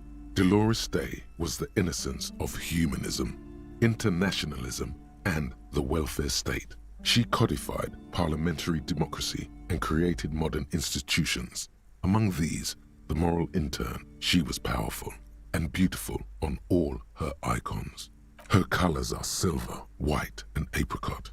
And when you think her name, Dolores, stomach acid rises to the back of your throat, and it hurts. You see a flash silver, a wreath, an airport bag, and blonde hair. You don't know why. Another choice, perhaps? Steer clear of this one. There's something terrible about this one. A strange sensation of loss. When she left the earth, the dust, and the ice, and the humans. That is unimportant to the quiz. Stop thinking about this. Yes, the quiz is impersonal. No need to rouse sensations in yourself at the mention of Dolores Day. Who was the first innocence? It wasn't Dolores Day. Correct. Nothing much is known about him. It's not even clear that he was a he, but Franco Negro presumed as such and called him Pius. He's depicted as a young man with molten gold pouring out of his mouth. All he spoke was gold. It's said he invented God and equality of men before God. He also introduced the gold standard as a way for measuring people's love for Aurum. One on the pale is something between the continents in this world. Basically empty space or void. A great void. I don't know how to describe it more thoroughly. A great void, and they don't know anything about it. As the first innocence, he declared that there should be more of those like him. It is presumed his disciples were the beginning of the Holy Party, the founding party. Question 2. Who was the strongest innocence? Easy. Everybody knows the answer to this. You, me, anybody. An innocence is the highest category of historical personage in the world, a literal personification of history. Traditionally, an innocence, when anointed, assumes supreme rule over the Occident or the known world in general. At I can do better. Okay, so commonly an innocence does not enforce his or her power through military power. This is seen as unnecessary. The innocence wins because an innocence can't help but win, for their deeds are inevitabilities. Did this help? Great. Dolores. Incorrect. Vespa Messina is not a person, but a defunct state on the southeastern coast of the Occident. It used to take up most of the peninsula before separating into the republics of Vespa and Messina. Care to try again? Correct. Named the innocence of militarism, he codified hereditary rule. but at the same time ended serfdom and established the Inter-Isolari Real as the global reserve currency. He also established the concept of the nation. Franco Negro attempted to solve the rising tensions between the aristocracy and bourgeoisie by building a unified society in which every man has a place and a mission, but at the same time may rise to nobility provided on the strength of his virtue. Question 3. Who was the false innocence? Got it under control. No problem. Solid on this one. It's widespread historical information. Yes, there exists a group called the Founding Party, known as the Holy Party, during the time of the Pericarnacian. This, the world's oldest international organization, spends its time in search of either the re-emergence of the innocents or new members. There seems to be a mix-up with the sources. It's not my fault. At least it clearly wasn't Dolores Day. She wouldn't be false. She's beautiful. Incorrect. Kedra is a large nation in the mid-northern area of the Mawindi Isola, north of the Occident, between the Ilmarin mountain range and the Pacific Mare Interregnum. Care to try again? Correct. There have been a number of counter or false innocences, some assumed to have innocentic qualities, some who just thought so themselves. Occasionally, they have the support of a faction inside the ecclesiastic organization, and accusations of foul play have arisen. The most famous and important of these was Ernau Pasternak. He was into torture, despotism, hymns, cannons, and world conquest, but got defeated and humiliated by Stepan the Despicable of Kedra. Final stretch. You've come so far and learned so much. This is the most important one. Question 4. Who was the greatest innocence? The most important of them all. The most precious to humankind. Yes, be patient, Wicked Gamer. I'm gonna get to the action soon. Let me finish up this book and then I'll move on. I've got it, honest. Of course, this is my thing, the reason I exist in this world. The correct answer is Franco Negro. 0 doubts, while it was actually her. Incorrect. While Franco Negro built concrete churches and cathedrals, and while many people, especially the Mesk, consider him a father figure, due to his militarism and nationalism, João Paulo Salomão Lopes de Fuego argues differently. Another choice, perhaps? Encyclopedia is not doing so well, it seems. But it gives me experience, so I'm all for it. Oh yes, militarism and nationalism. My bad. Yes, obviously. Incorrect. He was a violent bastard, out to torture, maim, and kill whoever stood in his way. He was also a false innocence, disqualifying him from being the greatest and most important and most precious to humankind. Would you like to try again? Correct. The Mesk might see Franco Negro as the father of nations, but as of this century, there's been a great shift in attitude. Dolores Day has become widely regarded as the greatest innocence, a most radical change to the whole fabric of the world. Okay. Everything from inter-isolary travel to the connected world to 3 consecutive scientific revolutions can be traced back to her. Every decade that passes, she seems less human somehow, and more beautiful, and more beautiful, and more beautiful. Congratulations on finishing the test. The results and your subsequent grade have been calculated. You get a D, not particularly remarkable, but technically a passing grade. Not that anyone really expected better. Yeah, I'm a failed student. You would have done better if you just left Dolores Day for the end. Dial the Dolores Day down a bit. You are shouting at an inanimate object. Like a real weirdo. No wonder you seem to have trouble with the right answers.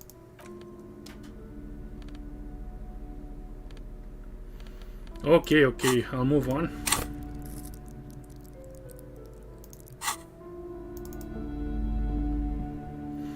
As Wicked Gamer said, I need to find some action. So let's go to that tent, one I recommended. Ah, it's evening, I can sing karaoke, let's try it before I do that.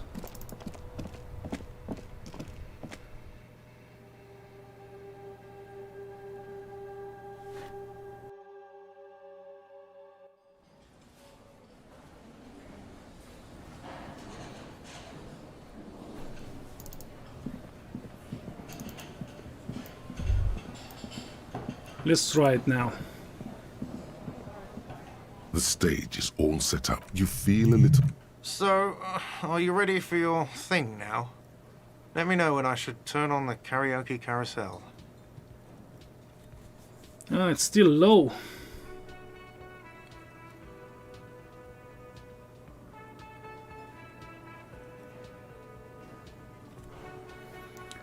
Ah, should I try it? Should I try it?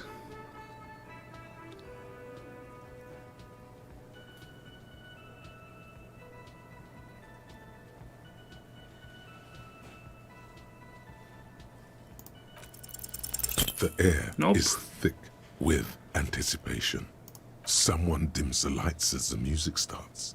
A lump's in your throat suddenly.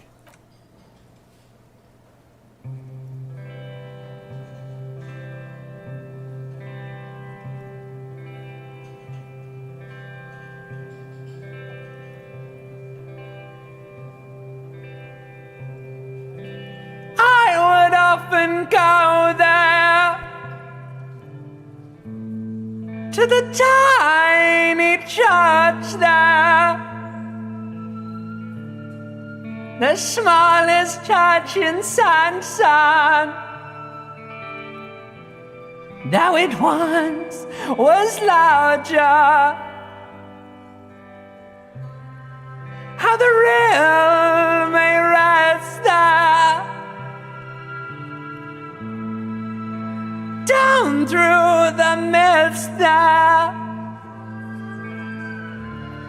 towards the Seven Sisters, towards those pale cliffs there. I would often stay there in the tiny yard there. I have been so glad here, looking forward to the past here. But now you're all alone. None of this matters.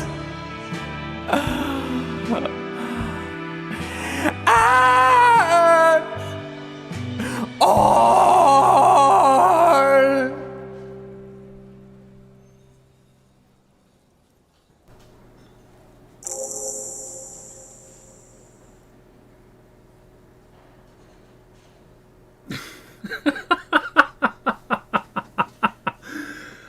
I don't know if I should pity the guy or laugh at him. Oh yeah, that was intense. What an experience. Do you hear that? It's the most pathetic applause in the world, Harry. Made of pity. No one liked you. You hear, or think you hear, uncomfortable shifting around. A bit of laughter, maybe. No one saying anything. I'm gonna unplug the mic now, okay? That's it. I'm unplugging it. That's it. You're unpowered. Yeah, at least I completed the quest.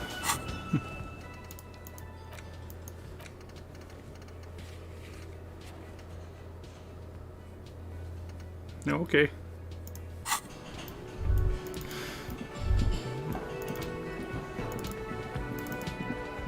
Is it time to look at the window now? Behind the dockworkers. Nope. A seal. Okay. Well, we are a joke, officially. Let's exit the joint before everyone laughs at us. Even myself. Let's run to the other corner of the world. We've made a fool of ourselves.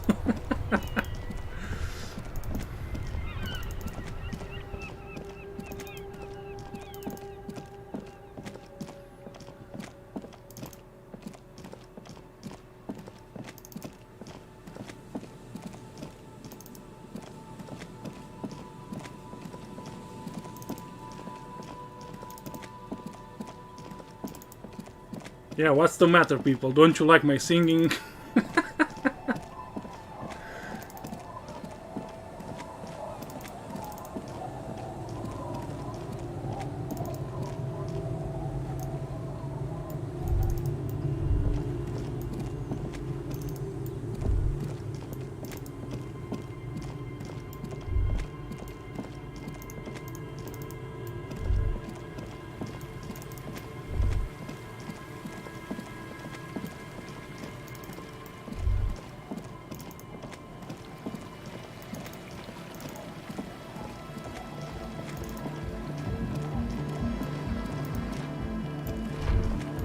Come on, get in. The warm's... Let's talk to this girl first. The shaggy-haired girl kneels on the sea ice. She looks up as you approach. So you talked to my associates, right? Are you going to help us? With the church, I mean. Great. Let us know if there's any progress, will ya? We've been waiting for weeks here.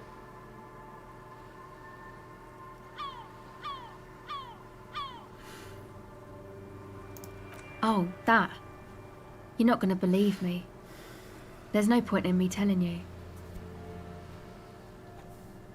She's less prone to blurt it out, crab man, than the others. Okay. I went in and I saw a woman next to one of those machines there. Noid calls it a mainframe. She was dressed like someone who's been raised by their grandmother, you know, strange old clothes. Had this absent expression, didn't say anything, just stood still. And then, you know, right behind her, a man crawled down the wall. Upside down like a crab, down the church wall. I think the woman didn't even know he was there. He was completely silent. He stopped right before he got to the floor, then just hung there like that, looking at me. Right at me. I fucking turned around and walked out. End of story. It was too dark. I couldn't tell exactly.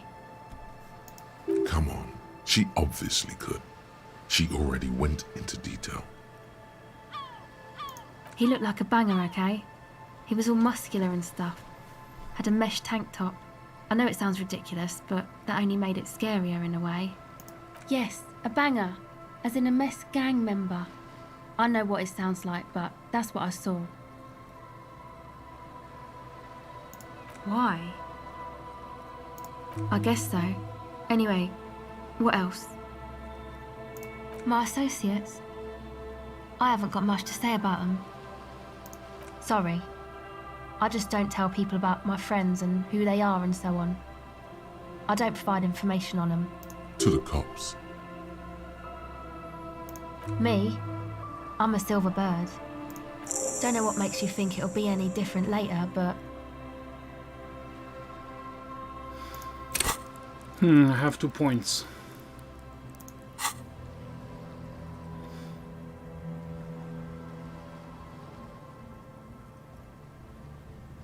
Yeah, let's put one into empathy.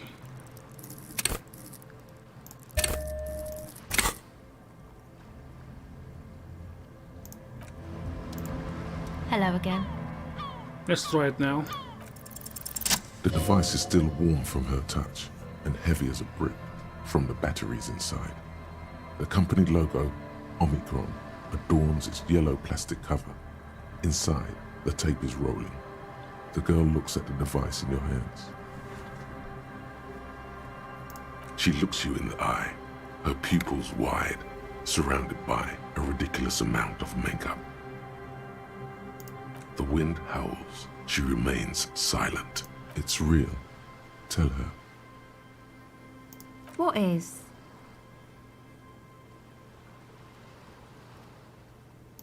I can't believe this turned into another mic thing.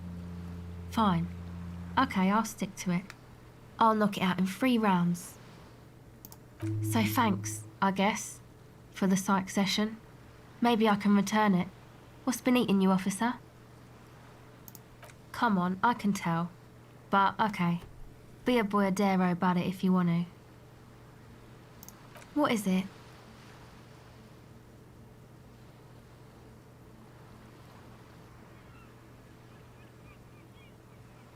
Oh, really? Yeah, man. That's why you were crying over a hat, yelling about regaining your authority, national pride.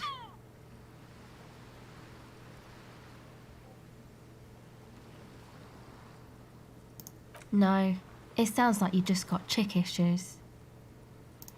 Okay, why'd you think that? Wow, man. That's pretty symbolic, don't you think? Okay, what else? There you have it then, chick trouble. Not political after all. Who was she, really? You seem to be pretty upset about this chica. Are you sure you don't remember anything about her? Wow, man, that's some pretty strange shit. Are you sure the letters were for you?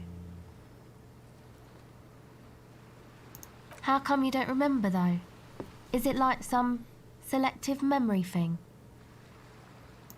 Yeah, or it might be that. This one time I did so much booze that I forgot too. It's obvious she's done more than booze. Or it might just be some psych bullshit, you know? Königstein wank. You know, the psych thing they've got going on there. Rich people like it. People in Königstein are mostly rich. You're welcome. Might be for the best to keep that shit forgotten though. Just my opinion. If it itches, don't scratch.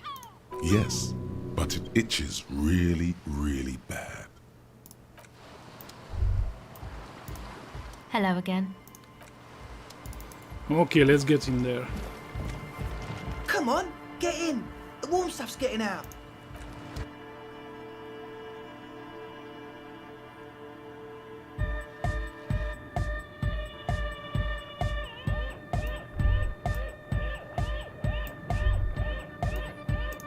Hi again. So, how are things going? He's a quiet man, mostly communicates through music, and by being a master of ceremonies. You know, a host, a declaimer of slogans. He's a performer, gets the people going. Interesting, sire. A bit like you, then. An MC for short. Well, he's just kinda here. I don't really know how to communicate with him. Yeah, sometimes. When I stumble and find my way into his centre, you have to hear a lot of hardcore to the mega first though. The man smiles mysteriously, choosing to let the beat speak for itself. I get it. He's a puzzle. Yeah, let's put one into logic. Let's upgrade it. As always. Hi again. So, how are things going? Let's try it.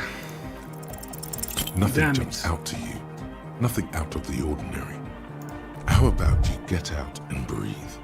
The air in the tent is too thick for you to think clearly. As always, we'll be right here, waiting patiently for the news. Yeah.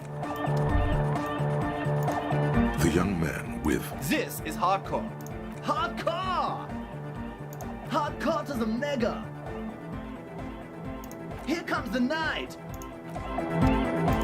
Back to the heavyweight. Hardcore! Hardcore! Hardcore to the mega. Internally coherent. Good morning, yeah! 1, 2, 3. Yekokata, the place to be. Yekokata is a hardcore place. Yekokata is an abbreviation from the Gradian term, Zone of Ecological Catastrophe, an agricultural megaproject in the extreme southeast of the Gradian Isola. It involved cutting-edge approaches to irrigation and a completely new type of fertilizer. Okay. An intricate system of irrigation networks pockmarking the earth, intermittent seas of phosphorus mud, ripped tarpaulin fluttering in the wind. A pair of molten rubber boots also comes to mind. All in all, a truly hardcore place. We're close. True, hard, full, car. Hardcore! Yeah! This young man adds a capital G before the H in his yegs and args. This produces a guttural Gotwaldian accent and makes him sound more animal, more in it. Or maybe it's not Gotwaldian. Maybe it's Oranese. Probably an homage to Oranje, where Arno van Eyck is from, judging by his name. Could you be listening to an Arno van Eyck creation right now? The Y to the E to the A to the A to the A to the A to the A to the G to the H to the exclamation mark. Yeah! He missed one A.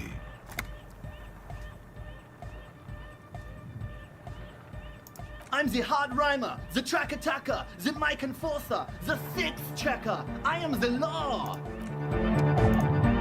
Come on, can I solve this puzzle? Hardcore! Hardcore to the mega, internally coherent. All core, all right, yeah!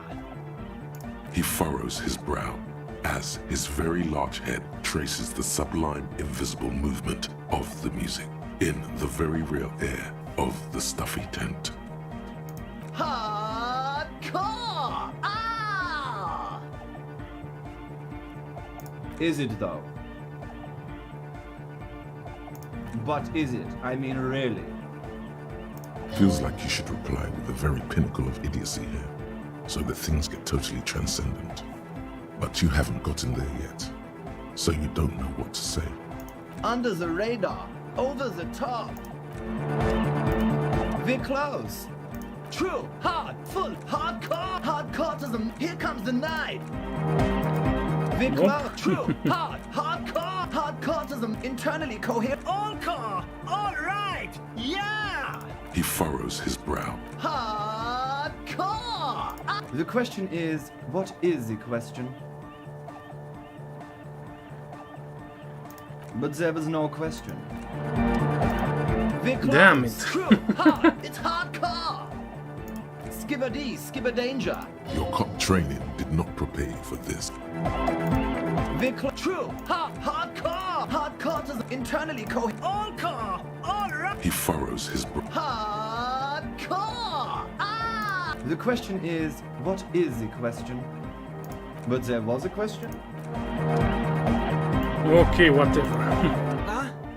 I see you here again. Offside, man. Vikla, true, hard, full, car. It's hardcore. Skibber-dee, skibber-dee. Your cop training did not. Come on, I really want to break this guy. True, hardcore, hardcore to the internally coherent. All car. Gotta get the people going. Yeah, request. I want everybody as close to the stage as possible. We're close. True, hard, full, hardcore, hardcore to the internally coherent. All core, all right. Yep, gotta get the people going. I'm the party boy. It's my job. 2 on the track. Watch your back. Watch out for the heart attack. We're close. True. Yeah, I'm stubborn. Hardcore to the internally coherent. All core, all right. Gotta get the people going. I'm the party boy. It's my job. Hardcore party 25/7 beyond the winter's orbit style. There is a place far away in Cutler, beyond a certain latitude, known as Winter's Orbit, where there are 25 hours in a day. It is a tremendously cold place, abandoned to drunks and failed rock stars, full of Eternite, depression, and half-finished ski-flying hills. The Suru live there.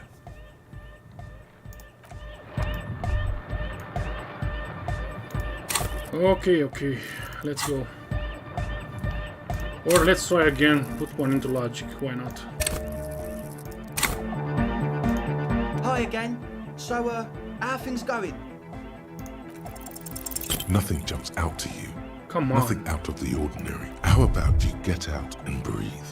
The air in the tent is too thick for you to think clearly. Truth is, I don't really know. None of us. Yes.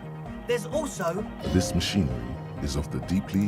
When I first scouted the place, back in February, it was abandoned, empty. Took some time getting the crew together. So about 2 weeks ago, we came here hoping to set the stuff up. Suddenly, there are all these strange machines lying around in there. One of them has wires running into bowls of water. Wires into water. Never seen anything like it. Andre, tell him about the feeling. Oh, and it felt like there was something in there with us, watching us from the dark. No, the other one. Which other one? I'm not as in tune with my emotions as you are, Egg. Felt like silence. Awful silence. Not exactly. We've just seen someone who we think is a woman go in and out of the church. A couple of times. And we felt someone or something eyeing us inside. But that's kinda it. Well, honestly, This is a below-feeble attempt at avoid. I'm 70% sure they're substance users. Don't let the technology fool you. Sure. What? As always...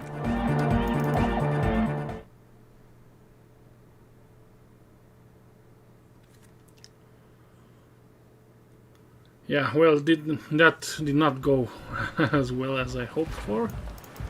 Let's go to the church.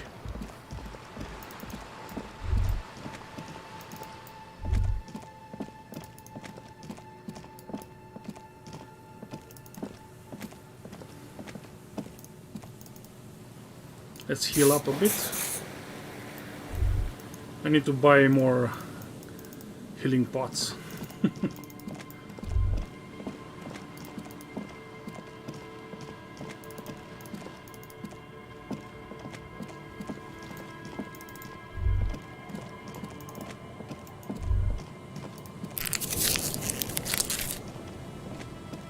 Heavy wooden doors, more than twice your height, stand shut in front of you. The rectangular sea-worn ornamentation appears in stark contrast to the padlock, carelessly drilled into the wood. The carving on the door is block-like and angular, like the church itself. Two large beams shoot downwards, sinking into the wood before they reach the threshold. The surface is smooth from the wind, but moist to the touch. This cheap-looking padlock is sturdily built. It shackles together a hasp and a staple screwed into the wooden door. The lock is adorned with a yellow sticker. It'll be easier to break the staple than the lock. Also, that sticker is interesting, somehow. You see a yellow circle with two X's and a big curve below them that looks like a mouth. You're pretty sure you haven't seen it before, but what the symbol depicts is clear enough. A smiling dead guy. The curve makes it smile, and the X's make it dead. There is something blindingly modern about this symbol. Its modernness puts to shame everything you've seen before. It's the contrast between the cheery, chemical yellow and the rigor mortis. As if the cheery guy didn't know he was dead, or the dead guy didn't care that he was. Either way, you get the sense the forces of future are at work here. This cheap-looking padlock is sturdily built. It shackles together a hasp and a staple screwed into the wooden door. The lock is adorned with a yellow sticker. It'll be easier to break the staple than the lock. Also, that sticker is interesting, somehow.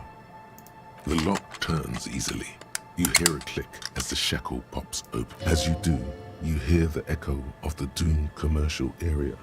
Its black halls and dusty machines. Then the feeling passes.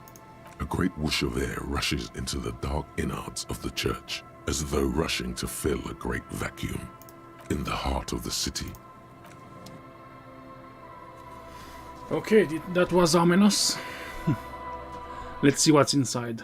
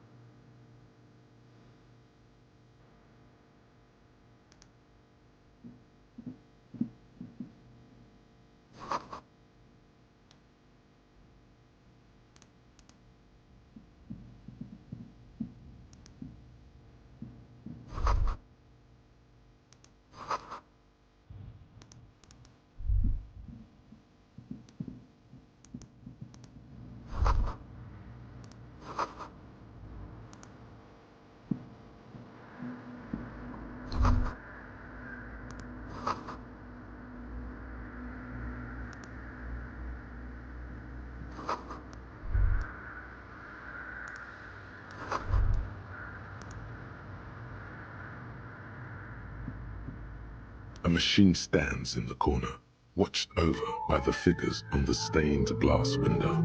It's turned on and quivering with soft electricity. This is the Ream Prefect, radio computer model number RC7024, equipped with a Feld mainframe and a Ream-compatible interim printer. The Ream Prefect is the governmental version of the commonly used Ream Civic. Although mostly based on the same technology, the Ream Prefect is equipped with better noise attenuation circuits. Better not touch it. Who knows what evils it may hide? As you step closer, you notice fluorescent play and print buttons on the keyboard. A hatch connected to the central compartment is wide open. Behind the hatch sits a cube-like crisscross of filaments, smoldering in the dark like fireflies. Silver tape on the side says, in black marker, log, February to March. Another filament memory. Press play to talk with the repeater. The speaker comes to life. Static seeps through the machine's planar magnetic driver. An old lady greets you. Her voice sounds 100 years old. Good evening. Votre accident on Saint-Brun. This is the East Insulindian Repeater Station 1. Please repeat. Is this the personal log? Interesting. It's the same old woman you spoke with through the radio computer in the doomed commercial area. Good, thank you. Please repeat. Is this the personal log?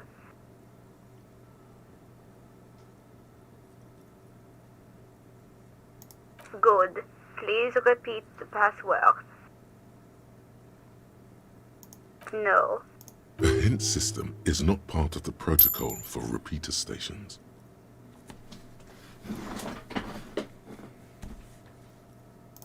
Still, no. I am contractually obliged to protect the privacy of the filament holder for stress accident. Without filing a warrant with Lintel, I cannot give you access to this filament.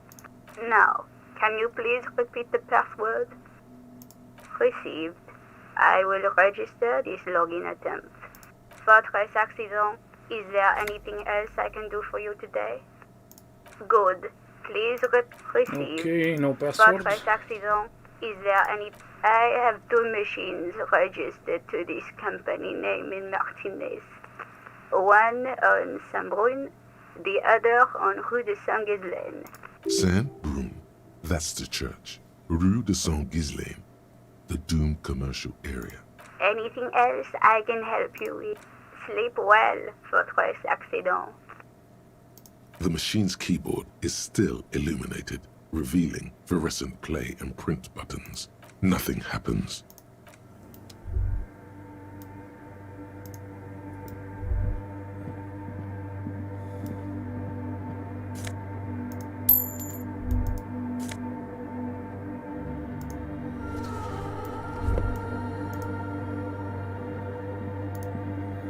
Yes, let's look at broken glass here.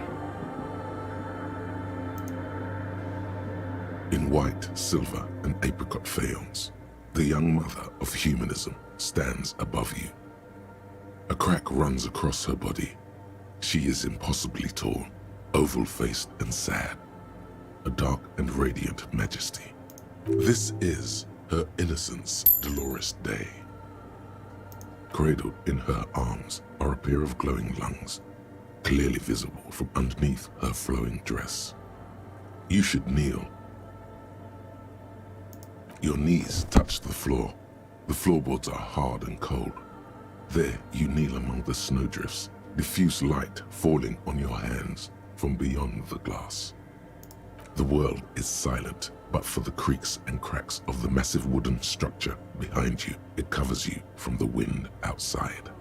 The ocean feels distant, its ebb and flow blocked off by the centuries-old pinewood sarcophagus around you. In the darkness, you sense her eyes on you, inspecting you with their multicolored glass, as if you're a bug under a microscope. The woman looks down at you kneeling. She towers among her followers, architects, laymen, courtiers. There is a sad smile on her lips and a glint in her green-blue eye of what? Compassion? Remorse? She acknowledges the passing of someone who is still alive.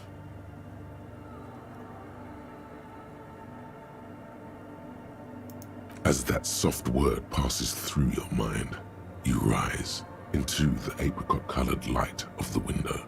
The woman keeps smiling her distant smile, sundered by the crack in the glass. Yes, hi, let's... Despite the damage you've done to yourself, the title appears lodged in your hippocampus. This is Her Innocence, Dolores Day, the innocence of humanism, internationalism, and the welfare state. Perhaps the most famous human being ever to have lived. No amount of Commodore Red can wipe her sad smile from your brain thing. It has survived the deluge and haunts you still, and will haunt you forever as it haunts all men. The highest category of historic individual, an embodiment of the world spirit. More, an innocence is elected to office by the founding party, a precedent that has taken place a mere 6 times in the entirety of history. The legal system of the Real Belt is built to accommodate innocent rule should it coincide with our time. An innocence is infallible. The decisions made by one are not decisions. They are inevitabilities. What would have happened anyway? Only accelerated, packed into decades instead of centuries. An innocence is a continuous, compressed event, a sacred human being. It is an honor and a glory to live when one is in office. No, we are alone. 300 years ago, in the wake of the discovery of this Isola, the Insulindian, by explorers from the continent of Muindi, she is, among other things, the innocence of inter-isolary travel and the connected world. Many things, you know she was a woman of the court, the wife of an influential Marchese, and eventually the principal advisor to Irene La Navigateur, Queen of Suresnes, modern-day Sir La Clé, also that she was gorgeous beyond beauty, draped in ancient sadness. Are you sure you want to remember this bit of historic trivia? Standing under a long, slender form like this, dwarfed? The past is a silo of sadness, fermenting. You should keep away. No, you must know.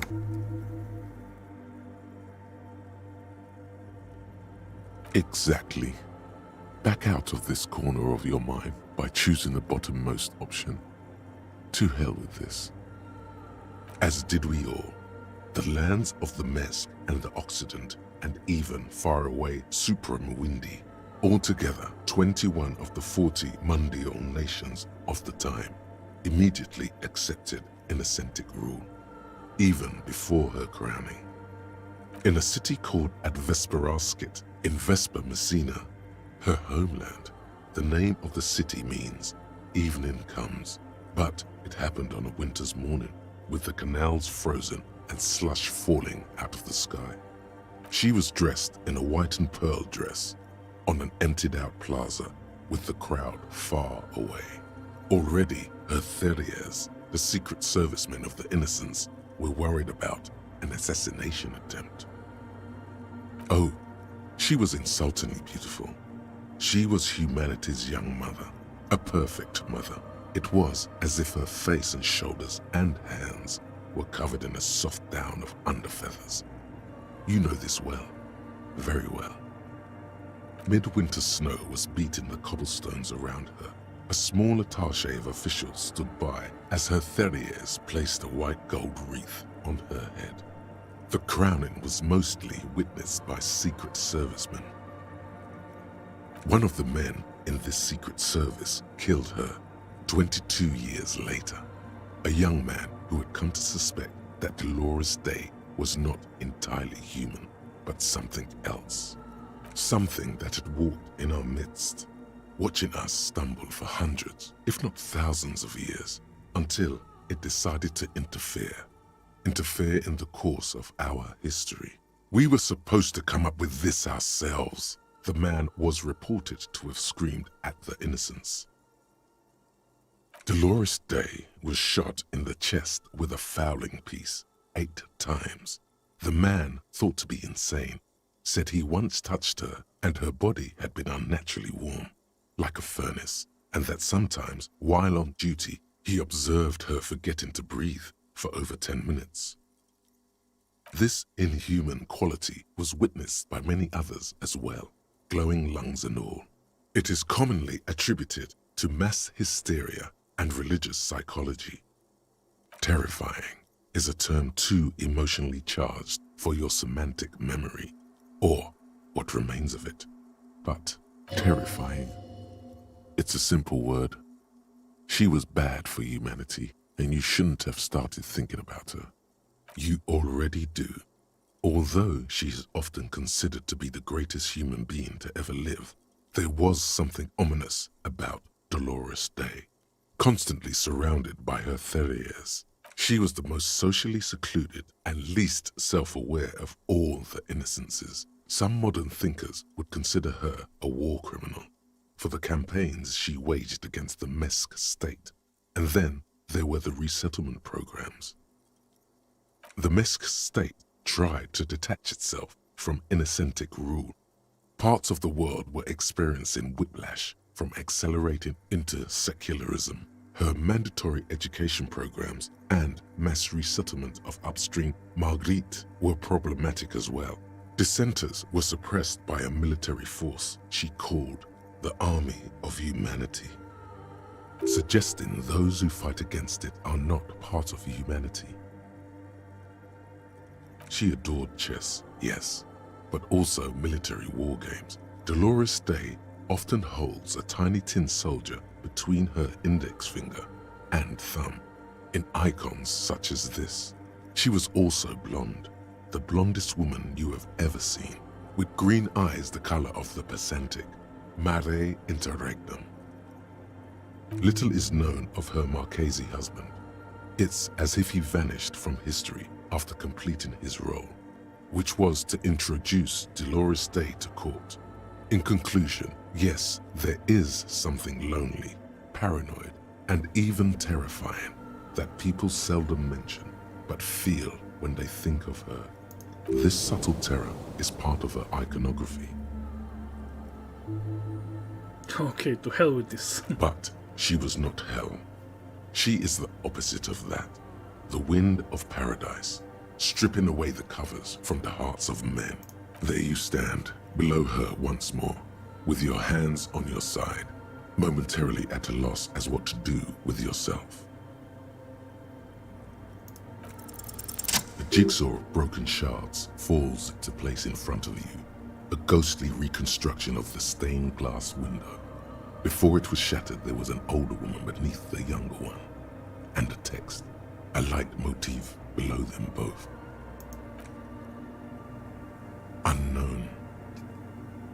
A motor carriage? A gunshot? Someone falling into it? Or maybe just hooligans looking for something to break? The escutcheon on her throne says, Irene the Navigator. She is depicted as an older woman wearing thick-rimmed eyeglasses, holding a golden Reichsapfel in one hand and a scepter in the other. This is the queen her innocence day advised. Above, she herself is whole. Small figures of wise men, common men, worshippers walk up the stairs to stand at her feet. Secret servicemen, 30 years, stand in a row guarding her. It must have taken years to produce this work in all its dizzying detail.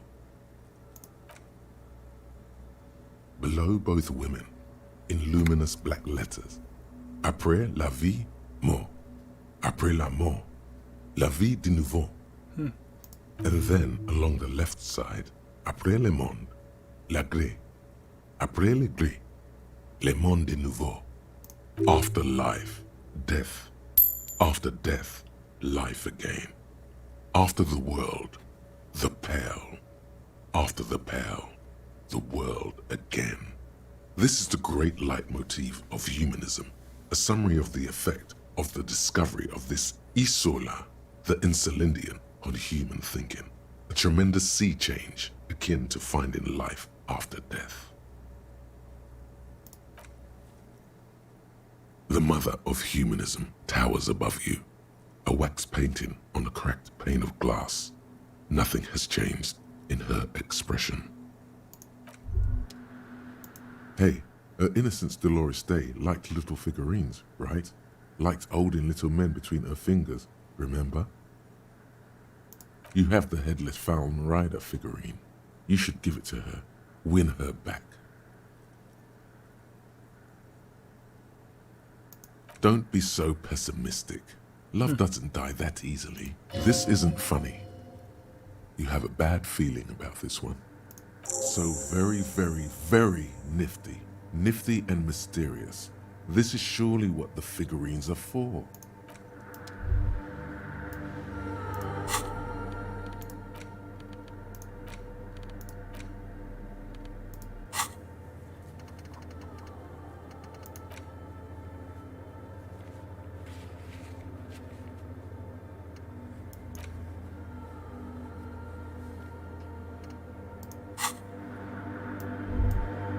The mother of humanism stands above you, a precious and complex wax painting on a single pane of glass.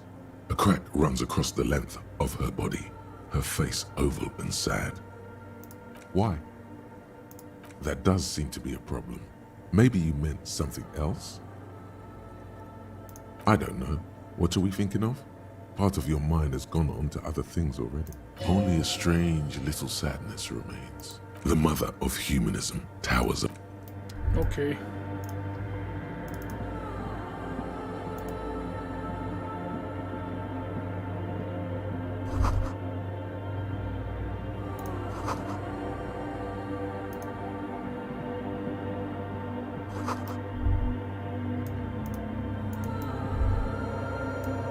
The silence in this part of the church, it's almost palpable. All the shifting matter and shuffling of living things is gone. Nothing seems to exist beyond the church anymore. Maybe if you were to stand in just the right spot, even your footsteps would be completely silent. And then it's gone. Almost all of it. But for the faintest of hums, it seems the sound here is detached from its source somehow, if not blotted out outright. Truly unusual. Sounds like the Pale. From recordings of the Far Pale. You've heard them. We all have. Interesting. You can hardly hear your own breathing. The orderly rows of ceiling panels become barely visible, then disappear completely in the darkness of the tower overhead. Okay, red check, 97%. Let's go.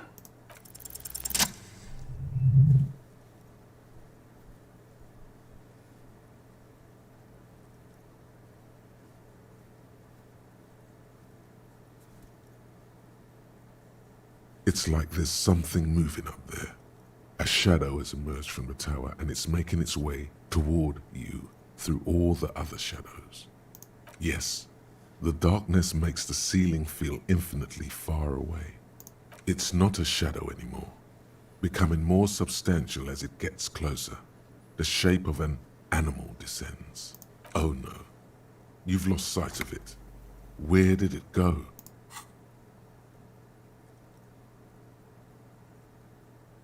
You see something hanging from the rafters, looking straight at you with dark eyes.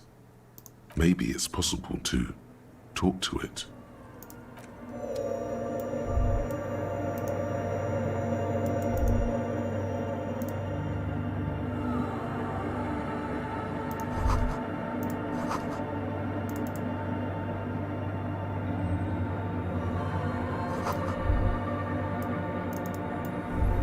Yeah, let's click on all the orbs before we talk to that guy.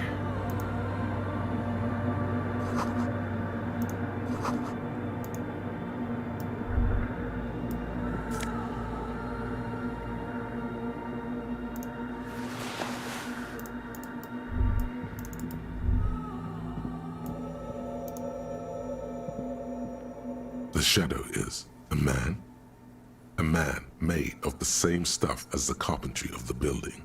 He is studying you intently. The man leaned forward a little, fixing you with a steady, unreadable gaze, then speaks. Habitual alcohol use has made you into a scared little pussy, Holmes. But don't worry, everything's gonna be alright. You come to the right place. That accent is Villalobos, a peninsula in Mesk and a district in general. There's a sizable contingent of Villalobos-speaking Mesks in Rivershore. Here you can receive the mother's love. And when you're ready, she will take your hand and lift you out of the despair at the bottom of that bottle. He's a born preacher. Enjoy the rhetorical flourishes, but remain vigilant. Don't let him get too close. He's crazy. Giving away all of your possessions, sacrificing a limb to appease an angry god, trying to live on air and light alone, as though you were some kind of plant. That's right. You've got to watch your own back. Hey, and what was that about the bottle again? You haven't even drank that much lately. Lay off it already. Shish.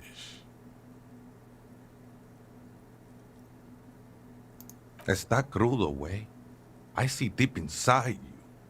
Your body and your spirit are suffering greatly from overindulgence, and you don't even know it. Not all of it. I was like you once. You don't know all the havoc El Vino is wrecking on your mind and your spirit. Necesita parar, homie. You know, he may be strange, but you might want to pay attention to what he's saying. Look at these crazies. What is this? A fucking intervention? Don't trust me. Trust the mother. I'm only the messenger, Holmes. This is the Church of the Mother of Silence. You are welcome here. You have no idea what the fuck he's talking about. Is he just trying to throw you off your game? Whatever it is, he's quite confident about it. Just look how gracefully he sways. 'Tis not an act, my liege. Saving perchance, he hath deceived his very self. This man is a zealot. Never known myself to be a crab, but if that's the name you got for me, I won't stop you from using it. I always thought of myself more like a flame, flickering along the rafters and beams. It may be that I gotta work on my technique. That's not the only technique he's working on. Look at those carved sculptures. And is that a satchel of tools over there? Sure am. Whittling wood used to be something I just did to busy my hands. Now I use those same hands in service of something greater than my own restlessness. It's all just for the mother, man. No need to overthink it. I was in a gang way. but my memories of that time are fading. Most of them are already gone.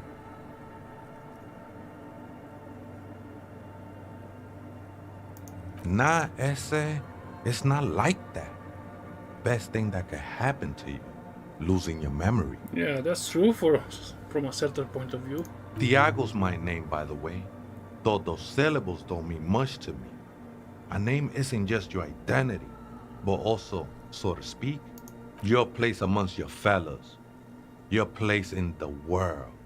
I ain't got no use for such a place anymore. That's just the thing, Holmes. None of that matters. This is a special place. There's a perforation in the world up there. A way out into nothingness. This church was built around it for purposes of veneration. I circled it, nurtured by the silence bestowed by the mother. One of these days, I'll be pure enough to go drink from it directly. No. There's a new god in town, and she can't be painted or sculpted because she has no limb or even a face. She is the end. She is a cavity in the dark beyond sense. She saved me, but I couldn't describe her to you. No one can, Holmes, and no one ever will. I will be incinerated, but not destroyed. Finally, I won with the state of the world before reality began. That sounds a bit like substitution behavior, no? You know a thing or two about that. It's not like that at all, man. It's just faith and joyful service. Yeah, sure it is. Too gleeful, those words. He is lying. Not to you, to his very own self. I know it will take time. Don't sweat it. I'm a seraph, Holmes. I sing the mother's glory. I ain't from no Marietti, if that's what you're thinking. And the song I sing is silent as the mother. Marietti is a mesque style of music and dance, commonly seen at all manner of festivities, especially weddings. It's delightfully quaint, owing to its peasant origins. He lost his cool there for a moment. Seems you hit some nerve. Hard to say. I think I did some construction work here, back when I still had material worries. Up there, I realized what the true purpose of the church was. Been spending a lot of time here ever since. The past is nothing to me now, eh? It didn't belong to me. I think they were. A long time ago. I had to shed them like skins to get closer to the center of the silence. You could have them. I don't need them anymore. They look pretty dapper, actually. The sinewy figure lingers on the wooden beams, blending into the shadows. Police raid a while back. Not really, or at least I don't remember much of it anymore. The mother's love has done its job. That's what's so great about the mother. It lets you forget about everything. The ones in the tent outside, right? I see them, guessing they're the ones who call me a crab. Probably scared of me. Nah, man. They look pretty funny. And I don't harm no one anymore. Anyway, why not? They wouldn't bother me none. I'm usually way up there, imbibing. Ain't no music on earth that can reach where I go. Might even be nice to have some company. Other spooker? Oh, esa viejita es muy estudiosa. Don't know, Holmes. Viejita is Grandma? No. I just call her viejita because of her clothes. She's actually quite young. Or maybe not that young. Age is just, that's what I said, Holmes. Don't really follow her comings and goings. Just see her typing on her computer now and then. We got different interests. Okay, interesting. I'm afraid not, Essay. You just have to wait until she comes back, or... Too many times, Essay. You need it for something. Surveys are a good way to fish for personal information, especially in the name of public safety. Don't sweat it, vato. The password is afterlife death. What you think of that? Makes me almost pity la niñita pequeña when I hear it. I think we're done here, Essay. Okay, thank you.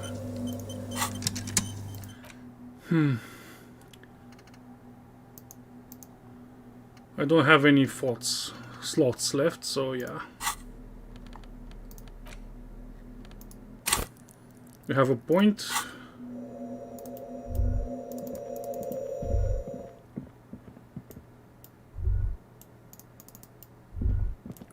Let's go tell those guys they can set up a nightclub.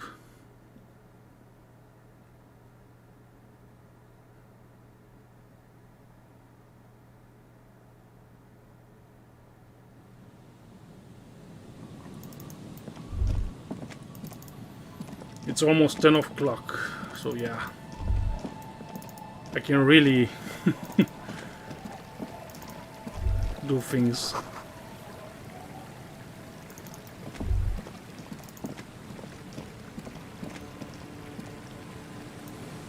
Oh yeah, let's go back to the tent.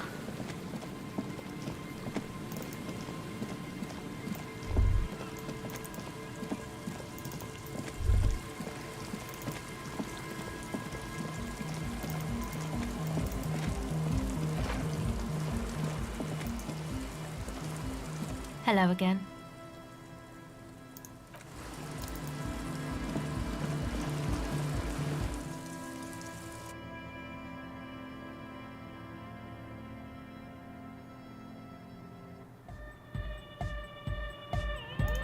Hi again.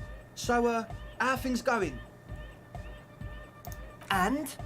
What happened? Oh, man! Who is he? What did you think? Really? Huh. Interesting.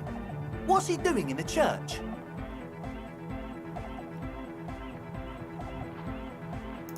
No matter. Is he gonna be a problem? Yeah. Noid is right. Let's get back to the point.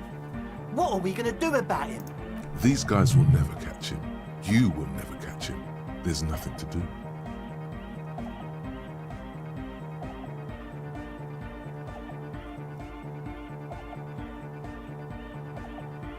I don't know, man. Doesn't it feel like a major hindrance to you? A spooky guy climbing around when all the guests are trying to have nice, friendly hyper time? I guess it's not a massive problem, now that I think of it. Everyone is welcome to dance till the morning light! Yeah! Maybe. I guess we'll figure something out. Okay, but what about the other spooker? The one in Grandma's clothes? Did you see her? But she's in there somewhere. Has to be. Have you tried investigating the machines? Anyway, do let us know if you see her. As always... Oh yeah, I forgot to speak the password. Let's go back fast. My bad. Sorry guys. Sorry guys. Let's go back fast.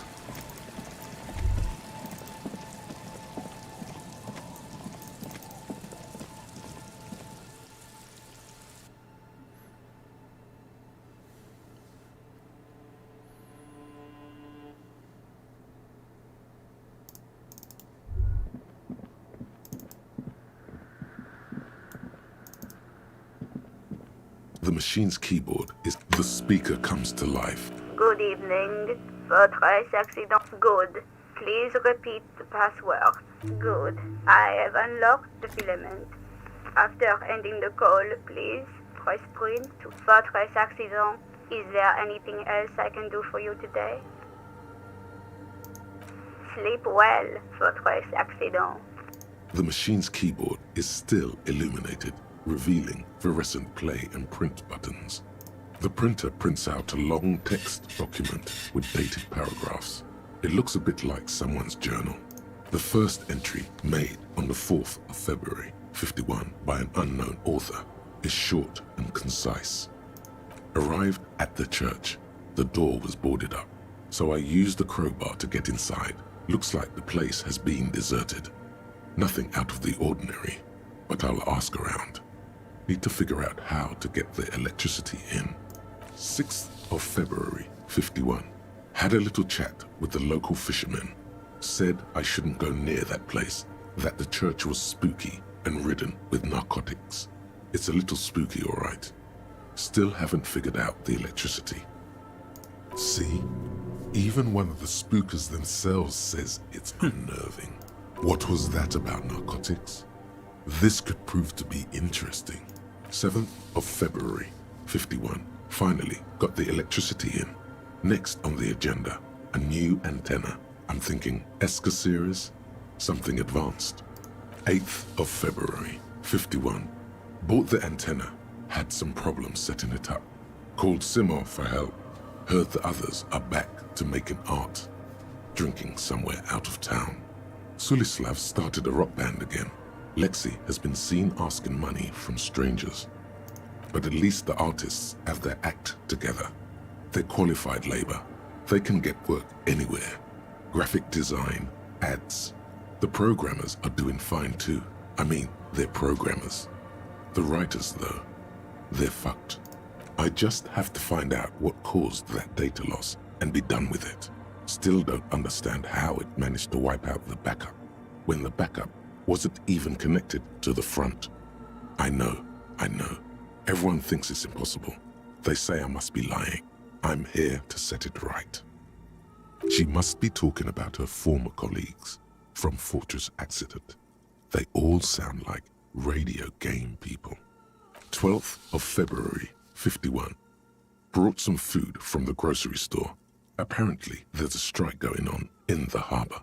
Definitely not happy to see the Martinez people again. Everything's now set up in the church. Going to start working tomorrow, 8 a.m.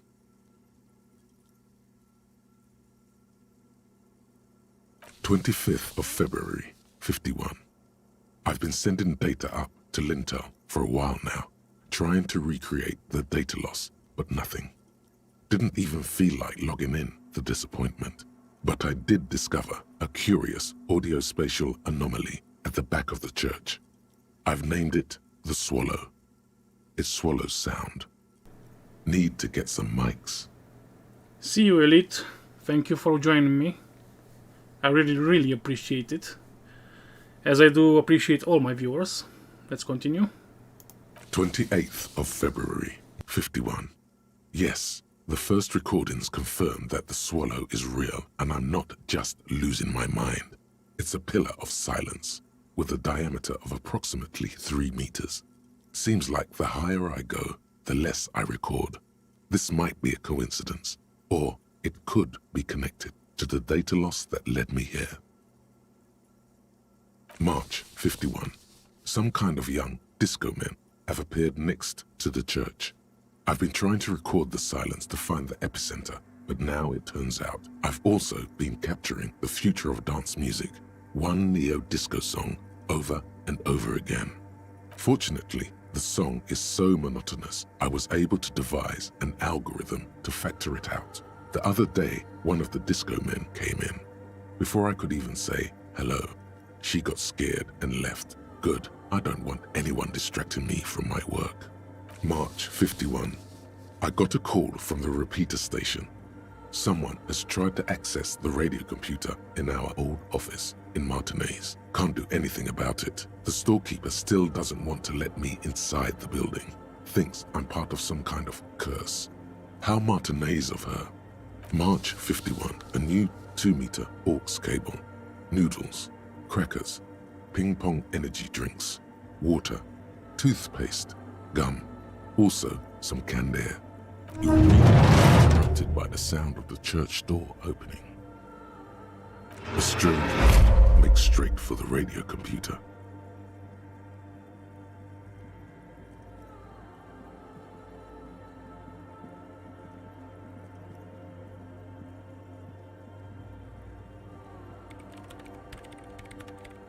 breaking into my radio computer, I see.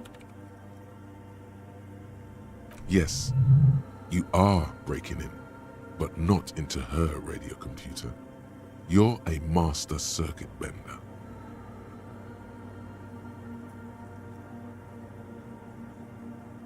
Well, you won't find any music venue organizers here. It's just me and my computer, and it has been this way for weeks. Now please give me some room. I need 2 seconds to see that you haven't destroyed anything.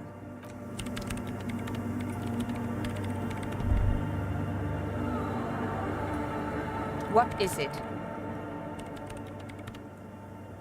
No, you just printed out my personal log and wasted some paper. Yes. Or no. Not anymore. That project is dead. She doesn't seem surprised to be recognized. Rather sad. Something passes over her face before she straightens her back.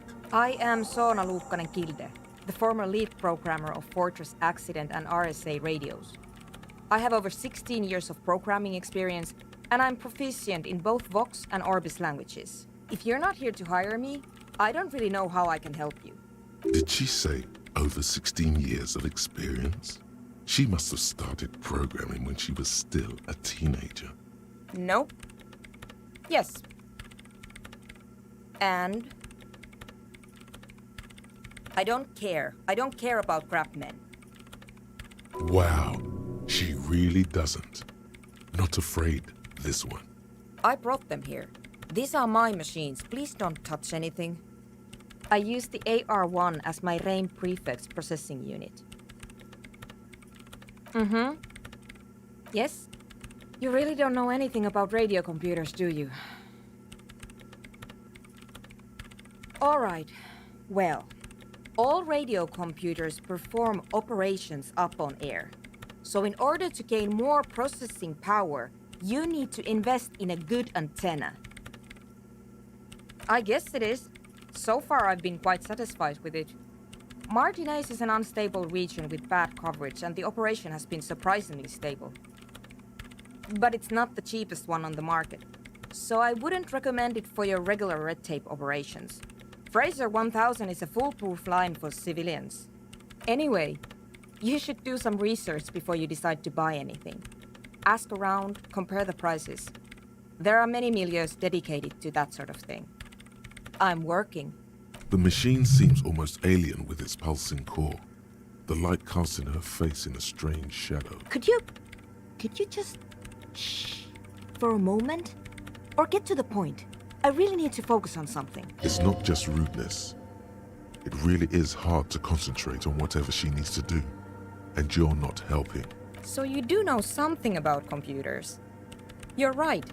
Prefect is used mostly by the government peeps. Because I needed something good for my investigation, and RAIM Civic is widely agreed to be below all standards, so I had to upgrade. Besides, owning a RAIM prefect isn't such a big deal anymore.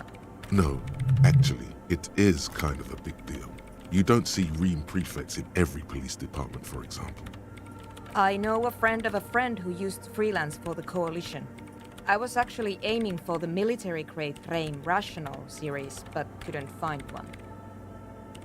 Prefect is mainly based on the same technology as RAIM Civic, so it's kind of a ripoff. But it does have better compatibility with newer antenna models, so I won't complain. They are connected to my RAIM prefect. Whatever you do, just please don't move them, okay? Thanks. Short and terse. There you have it. Whatever she's using them for, they're hers. Great. You really like those questions, don't you? I'm conducting scientific research here. You can't throw me out. I'm looking for the location of a 2mm hole in the world. Wait, what? Whoa, interesting. She's looking for a disruption in the radio waves. That's what her personal log said. Yes, that's what led me here. But I suspect it might be something a bit more complicated than that. Exactly. What does it mean? Up to now, It has been impossible to say what it is because it's impossible to measure nothing. What do you think it is? What qualities does nothing have? How do you measure something that does not exist? Easy. You measure it by the world around it.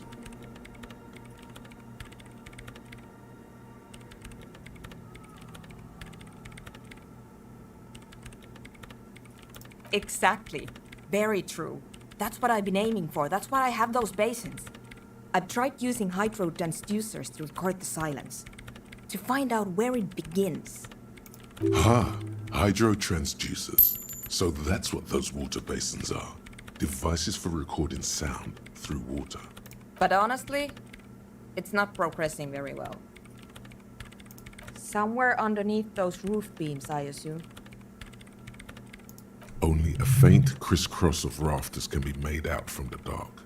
Most of the tower disappearing into the shade. Strange things may flourish in the dark. There's this place at the back of the church, a place where all audible vibrations seem to decease. I've named it the Swallow, and the higher you go, the less you record. I know. No, I don't. Because it's just trial and error, trying to locate the Swallow, the exact point in space. And I don't have a... You know what? It would be really helpful if you could just stop talking and let me work. Great. Thanks. What? I hate it. I bet she hasn't even heard it. Yeah. Like all the time. My tent neighbors don't really ease up with their partying, do they? Maybe I'd have to be on drugs to get it, but to a sober mind it just sounds like uninspired rug whipping. No idea what it has to do with either dancing or music. This is about those speed freaks in the tent, isn't it? I've got some news for you. It's not a nightclub they want to build here. Take a guess, why don't you?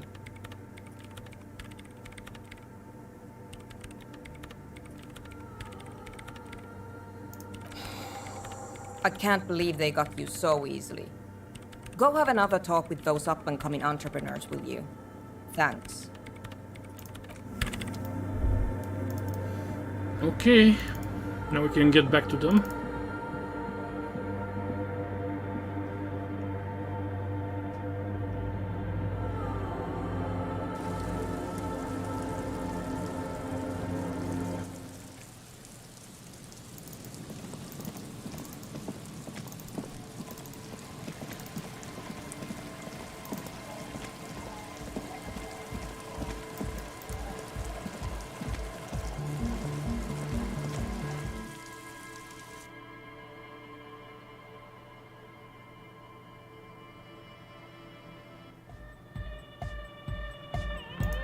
Hi again. So, how are things going? Yes? What's the deal? A programmer? That's odd. What was she like? Did you ask her about the nightclub? Come on, man. Who will you trust? The spooky programmer or us? We just want to make the world a better place. Feel the love! Get down and feel it! A half-hearted sell of something which does not seem worth buying. You'll get there, believe me. When we've got our gear set up, things will be flowing and pumping. Anyway, now that it's settled, how did she see? I mean, disposition-wise, about the dance club idea. Ja oder nein? Rocking it or dropping it? What a pity. That's my favourite thing in the world. And she doesn't like it at all. A shame. What can we do now? Do you see a way out of this jam? And into a laser-lit future of dance and unity? Unity! Dance! And you can't just evict her?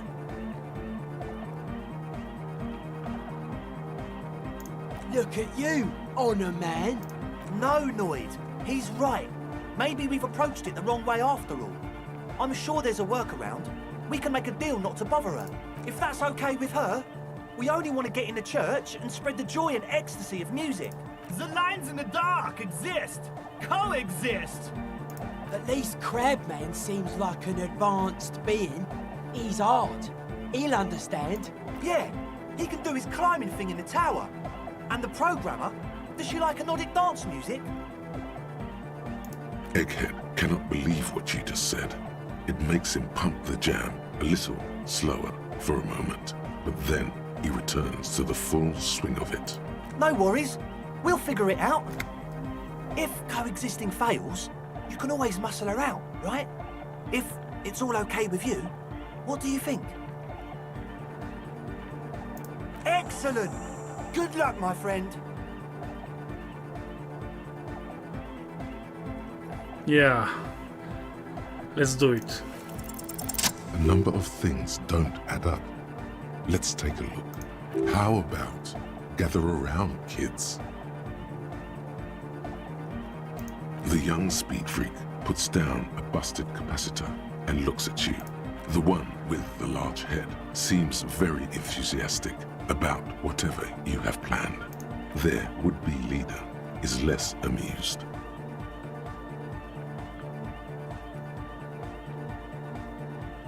But you still are.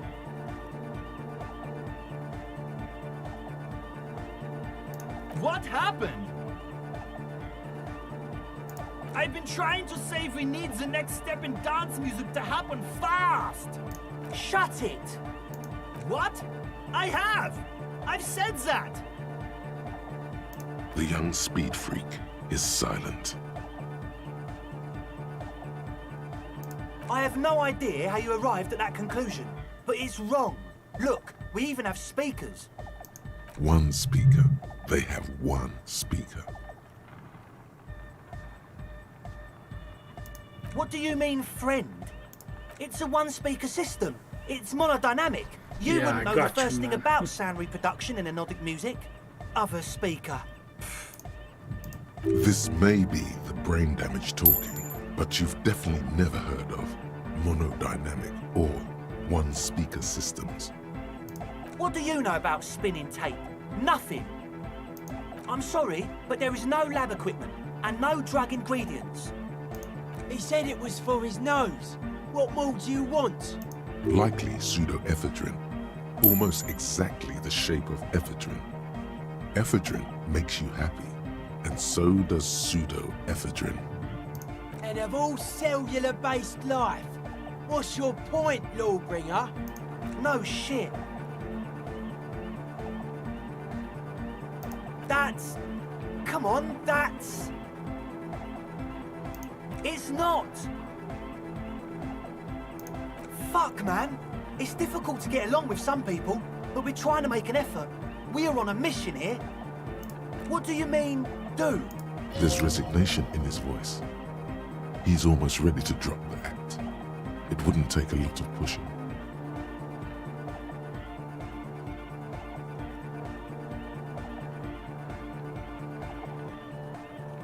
What do you mean by lenient? Okay, man, okay. Things are just so hard for an entrepreneur in this city right now. It's not like we lied when we said we want to turn a church into the wickedest club in East Revershoal. Because we do! We totally do! We just need to turn it into a speed lab before. To get our foot in the door.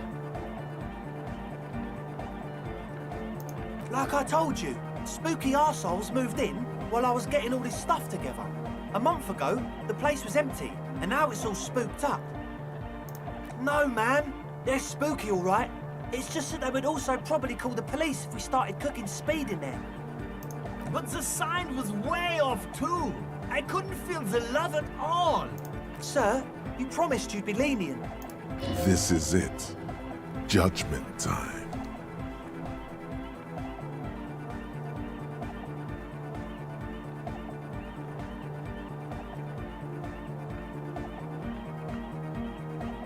Yeah! I knew it. It's impossible now. No, Andre, it's harder now. This hard cop has come to show us how much the fish is, and the fish is always so much more. We all know there was never going to be a club for Nordic music with the Speed Lab. Now it has a fighting chance. There needs to be a club for Nordic music in there. Needs to. Everyone hates each other. Everybody hates it here. It's all just drugs and we're slaves and I can't. We are running out of time. We need a win, Andre. I promise this will be a win. We won't cook speed in there. We'll do it clean. We'll do it true. We'll do it sober and real and beautiful. This will be a victory for the light. Okay, we'll try to do it without the drugs. We'll do a straight club up in there, spinning the maddest reels and nothing but, I swear to God. Okay, Egg? From here on, it'll be straight all the way. Goodbye, officer. Okay, so I did crack the case.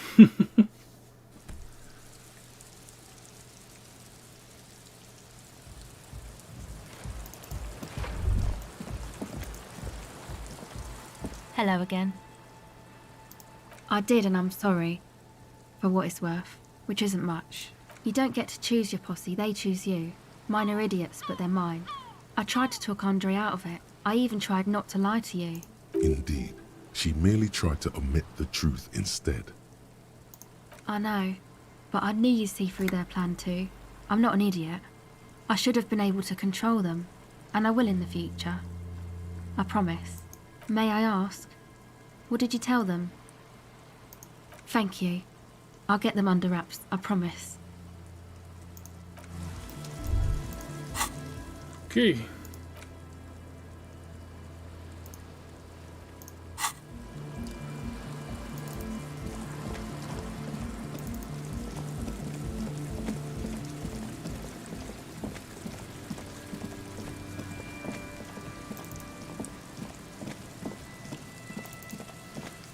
It's after 10.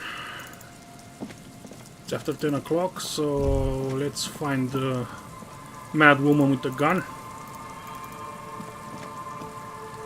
Any chance of that?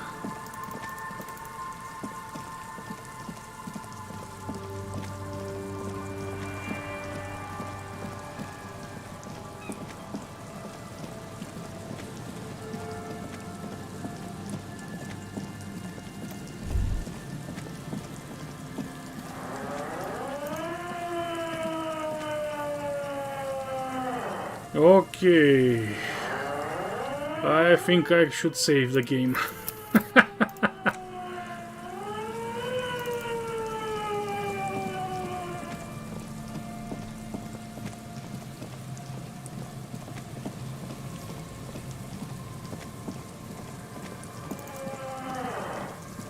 Put your hands where I can see them. Show me your hands. This is the pace. Show me your hands. Right now! Show me your hands! Right now! Scavenged, battery-powered police lights protrude from her back. The flickering light show reveals a gun in her shaking hand. Her hand is trembling from some sort of neurodegenerative disease.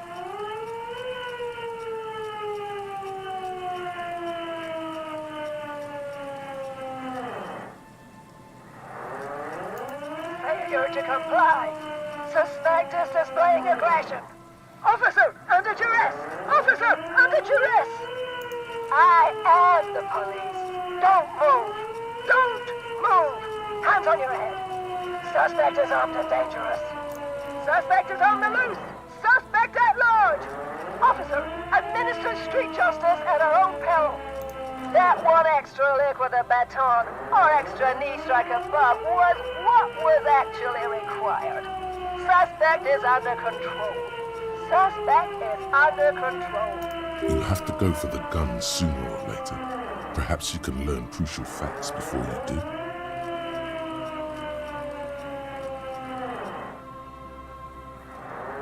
It's a goddamn police shitbag.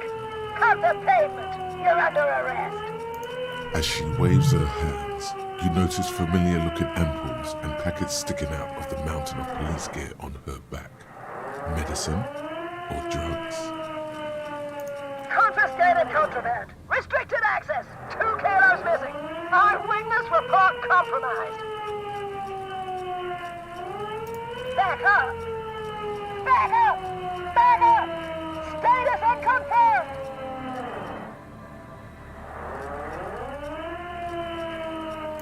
No!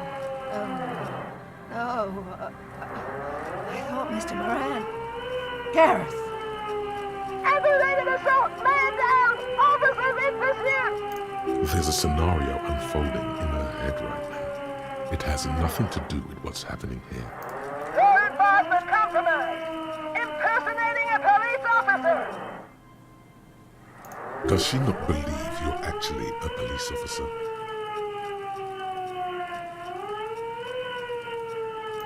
License and registration! License and registration! Come in dispatch! Sector! Sector! Azimuth! This woman is crazy as hell. It's not a code, just disjointed words. Okay, so 42%.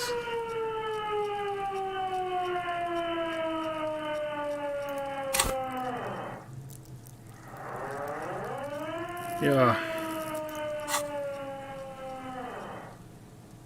This will end badly. She's frantic, confused, teetering under all that gear. There's an opening if you just move fast enough.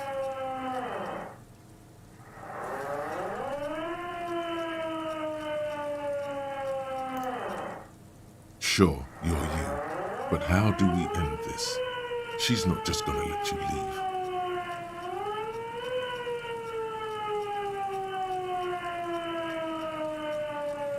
Okay, if I die, I'll reload. Suicide by cop! Split-second decision!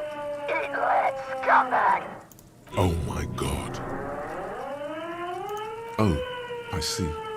Okay, the gun was empty. All is good. You're fine. What is this?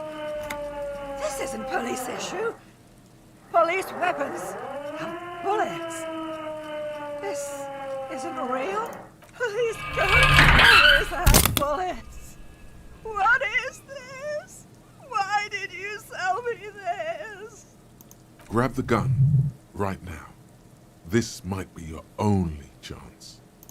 No one ever cares anymore. Why would they treat me like this? Okay, you need to figure out what to do with her now. Nobody's ever around. Nobody ever comes to visit me. Her scratched skin is warm to the touch, but the person inside doesn't even know you're there. The catatonic woman, especially now that she's unarmed, doesn't seem to be a threat to anyone but herself.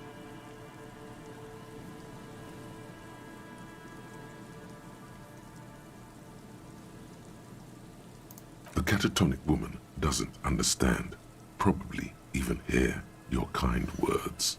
She just is. It's a shame.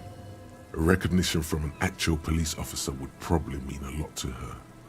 Too bad she'll never know. Please leave the radio on. Mr. Moran is on Channel 8. Reflex to what? Being left alone. She stands motionless. Just a heap of clothes and flashes now. Maybe if you search her once more. Yeah, at least I got my gun back.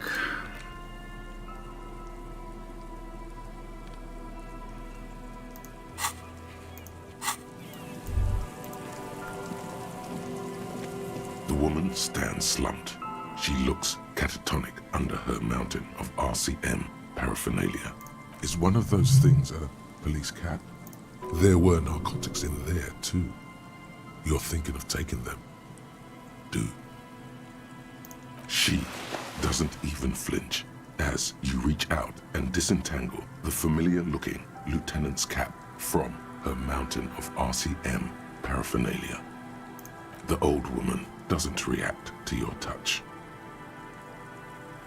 You take the vial of Pyrrolidon and the bottle of speed as evidence, obviously. She didn't consume them. She didn't look high. She confiscated them, a little like you are doing now.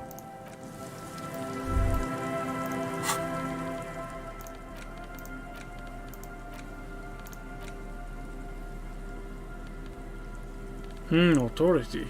Okay. Nice.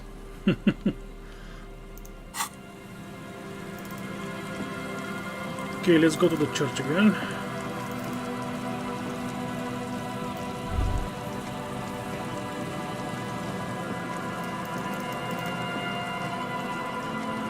After this, I'm gonna go to the apartments.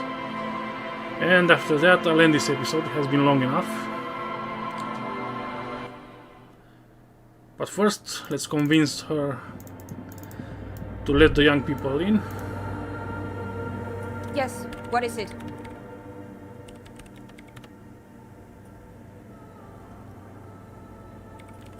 I don't want to make anything work. Yes, anything. I don't want to make anything work. Easy. When her research is done, she can move out. What? No, I don't really need any help with the project.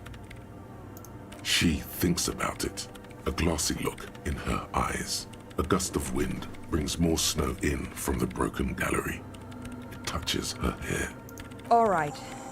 Bring me the game's offsite copy from my old workspace, if you really want to help. It's stored on a filament memory, and I'm unable to go and fetch it myself. No, that's the production schedule you stole and accessed without authorization. I don't need it. It's a backup of my former employer's project, the radio game we were working on. It's stored on a filament memory, just like the one inside this radio computer. She's making it extra simple for you. The backup itself is destroyed now, but I'm hoping to use what's left of it to pinpoint the exact location of the anomaly. You just have to go to my old workspace and get the filament. Hold on. If it's called an off-site copy, then why is it still on-site? Oh God, not this again. It is not on-site. It is in the basement. Perfectly safe and not connected to the front at all. Okay. Basement? Sounds like it's technically still on-site. And no, taking it outside the building wouldn't have protected it from the data loss. There's nothing wrong with keeping the backup in the basement. What happened was a freak accident that has nothing to do with how the backup was stored. We clear? Yeah, that's the one. You can get in through the bookshop. You just have to do some explaining to the bookstore lady. Good. Then you might know the giant ice bear fridge in the building's cellar. The filament is inside the fridge. Just go and get it. In the giant ice bear fridge. I just told you. It has red glowing eyes. It's impossible to miss. You just need to get the offsite copy from the ice bear. Wait. A note from whom? Did it specify where they took the filament memory? Zawiza. Of course. Our project lead, Suliswov Zawiza. God, he was always so hell-bent on keeping the copy somewhere safe. And feature creep. And the Valley of the Heads. Like it would have made a difference. The offsite copy was perfectly safe when the data loss happened. That data loss was anomalous. And the heads... I won't even get into the heads. Millions of them. Go find that copy from that ice cream maker, will you? Thanks. Valley of 1,000 Heads. You like the sound of that. This is getting ridiculous. Can't you just defrost it? Or, I don't know. I don't know about the ice cream maker. Just figure something out. The bookstore lady hates me. Says I'm part of the curse. Whatever that means. Because she's from Martinez, and people from Martinez have never ever seen a radio computer. She thinks it emits elemental evil. Yes, but she literally started praying for the higher powers when she first saw my Reim Civic. I'm not making this up. Once I came in one morning, only to find that my terminal was full of those strange trinkets and amulets. Wards. It looked like some Semenine magic. Thanks. And here's my Qualsund multitool. You might need it to hack loose some ice. It opens everything. If you get me the offside copy, then you can keep the file soon. Yes? Thanks. The swallow, you mean? Great. Thanks. Okay, I got an improved crowbar, it seems.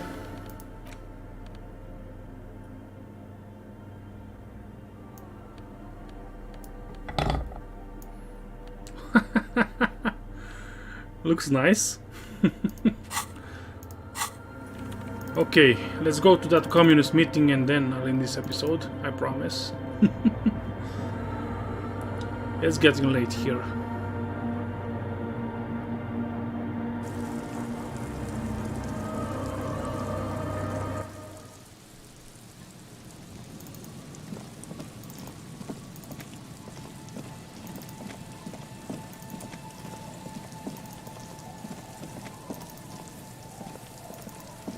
Come on, Harrier Dubois, you can do better than this.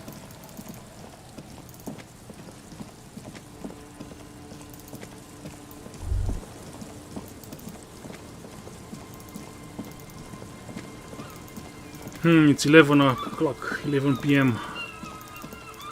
I hope I can find a meeting.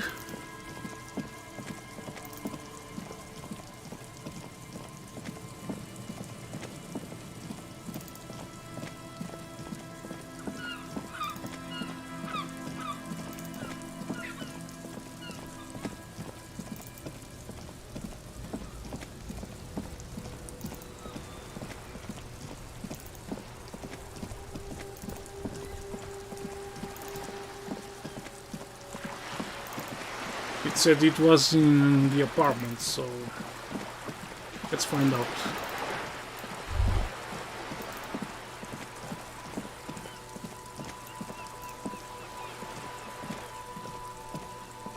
Hello again, officers. Have you come to admire my mural? I have 5 conceptualization and still very low odds. Okay. Let's go inside.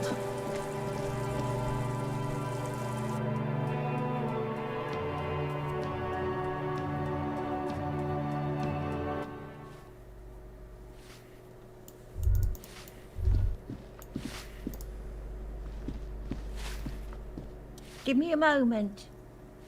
What? No. Nobody. If it ain't my business, I'll keep my nose out of it. Think we'd all be better off if people... Okay.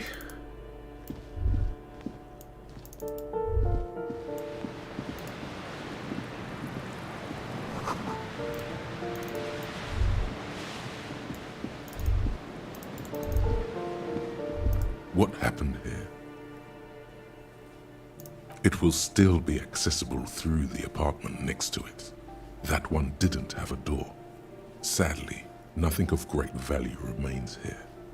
Indeed.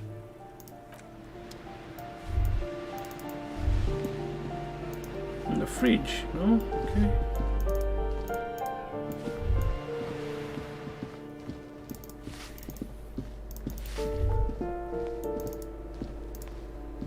You hear someone walking around inside. A poor communard, from the looks of it.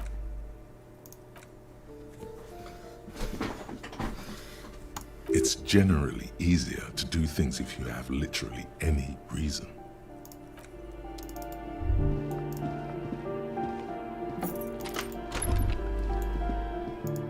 A plaster cast bust depicts a middle-aged man with impressive sideburns. The name on the plinth reads, Kraz Marzov. Honestly, he does kind of look like you after all.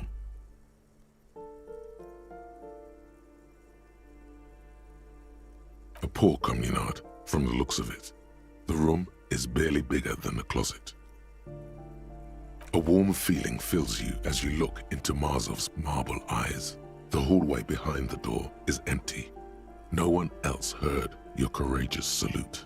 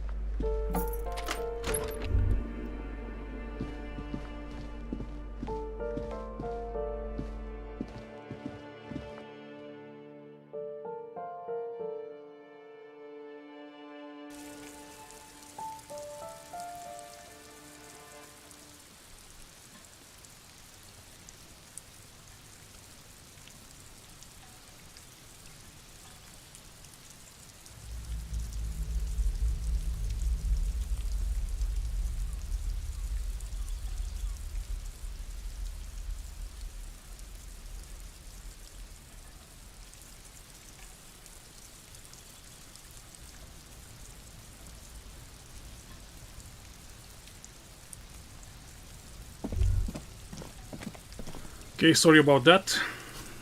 I had to let my cat in. I'm sure you understand.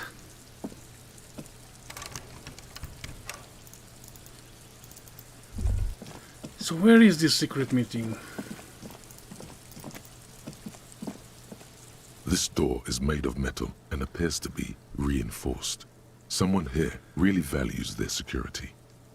No one answers. No one answers. Yeah, but where is the meeting?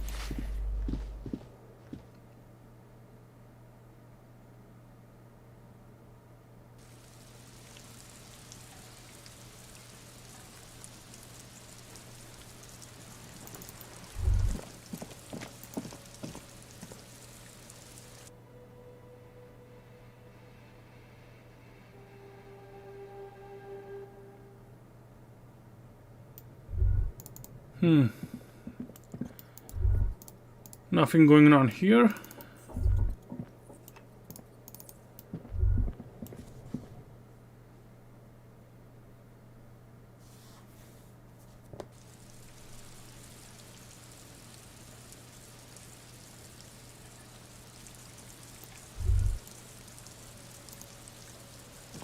Hello again, officers. Have you come to admire my mural? She turns her head to face the coast and nods disdainfully toward Joyce. Hatred, disgust. The woman, That Ozon her. Someone's got to keep an eye on her. Ozon, is an archipelago 2 days' travel away from Rivershore. It's On a first-name basis with her, are we? Piggy's moving up in the world. Pig's not half as dumb as he looks.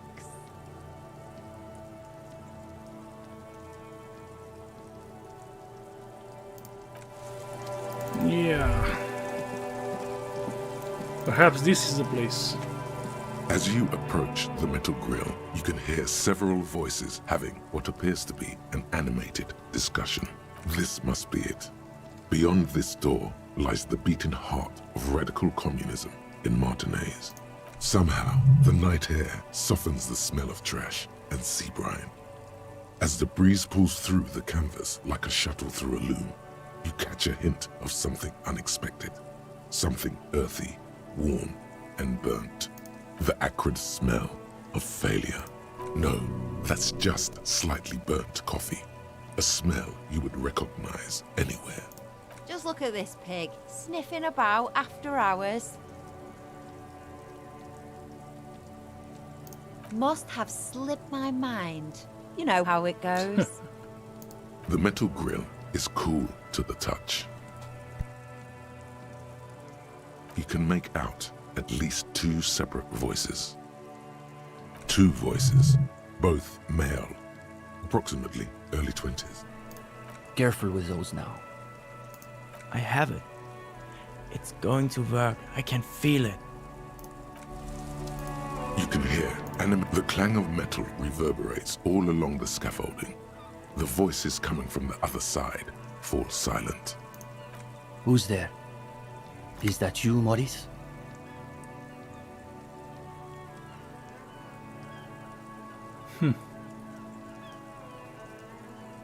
Who said communist?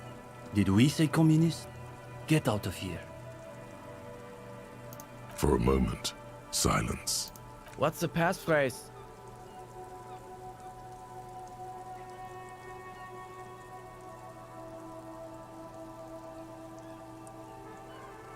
Did he say something about sausages?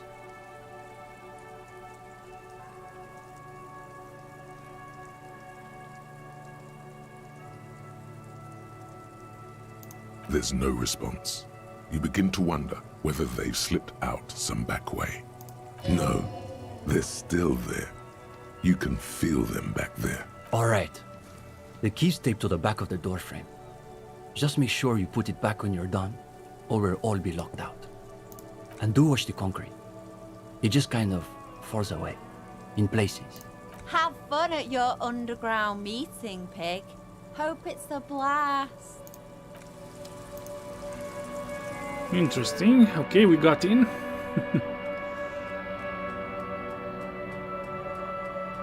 The two young men are either oblivious to or ignoring your entrance. Their attentions are fixed on whatever it is they're stacking in the middle of the floor. Matchboxes, it appears. I think it's holding, Alexis. It is. It's holding. It's definitely not holding. Those matchboxes are stacked so haphazardly, it's like they want them to collapse. Careful, careful.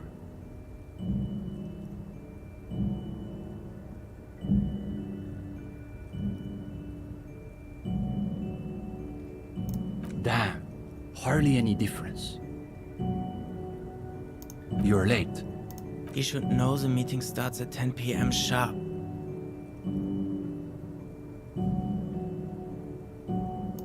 One leader and one follower. The most ancient power dynamic. There's a great deal of tension in this young man's shoulders, more than someone his age should bear. Meanwhile, his companion inclines toward him, eager to catch every word that dribbles from his friend's mouth. Just a moment. Could this be the former owner of a certain jacket you acquired recently?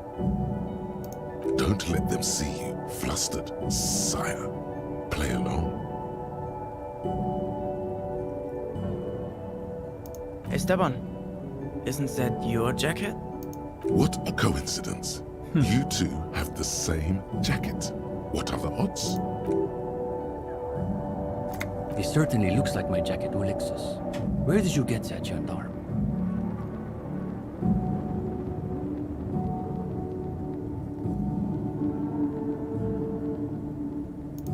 Yeah, I'm sure you did. That's real Sarah-Maritzian twill. Only old Sarah-Maritzian communists and drug smugglers wear those anymore. He's neither of those, of course. He is simply a poor student putting on airs. Also, he doesn't have the shoulders to fill out such a jacket. See, Uli?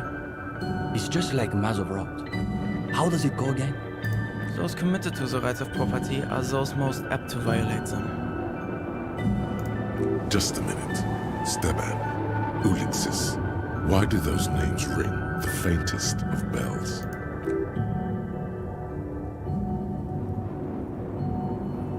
Yes. You should get to the bottom of this when you have the chance. I assumed it was Maurice who broke into my room to play a trick on me. I didn't think I'd actually been raided by the RCM. You're right. It's better. Can you imagine the look on Maurice's face when he finds out the RCM has been kicking my door down? He'll shit himself. Positively. And now they've sent one of their agents to infiltrate our meeting. The RCM wants to join us? Interesting. Does that mean you've done the reading?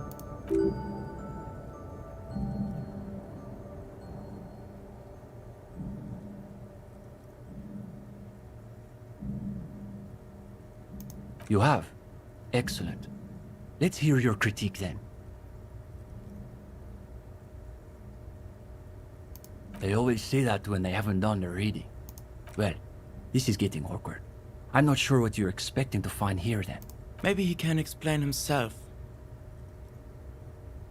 The young man frowns at the little pile of boxes on the floor. Nothing, just messing around until the meeting started. They're watching those matchboxes awfully intently for two guys who are just messing around. It's almost as though they were trying to create the most unstable structure they could. In the most generous sense, I would say we're cultivating revolutionary consciousness. Yes, that's probably the best way to describe it. But more specifically, We are running a reading group. It's the most rigorous and theoretically advanced materialist reading group in Martinaise. Comrade Steban is a great discussion leader. One of the best at the university.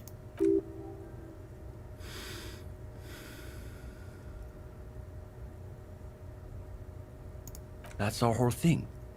The world is so shallow, all noise and repetition. We're interested in genuinely radical critique. Precisely.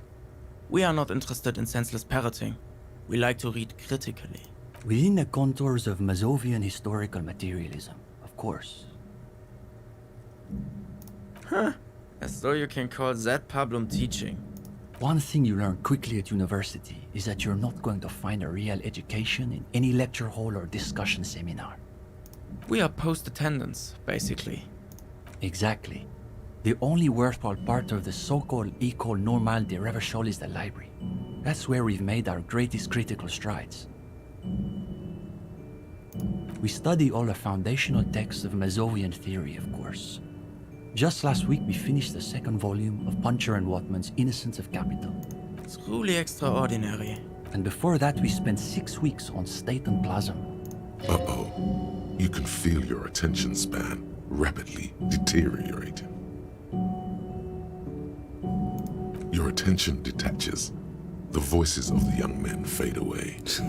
It's a cool evening, you notice. Your eye drifts over the detritus and mismatched furniture. It naturally gravitates toward the pieces of canvas that cover a missing stretch of wall. The way they billow in the night breeze reminds you of something. The thought is almost too much to bear. What you wouldn't give to glimpse the bare legs behind it. I have a really woman problem. The more it hurts, the more you have to have it.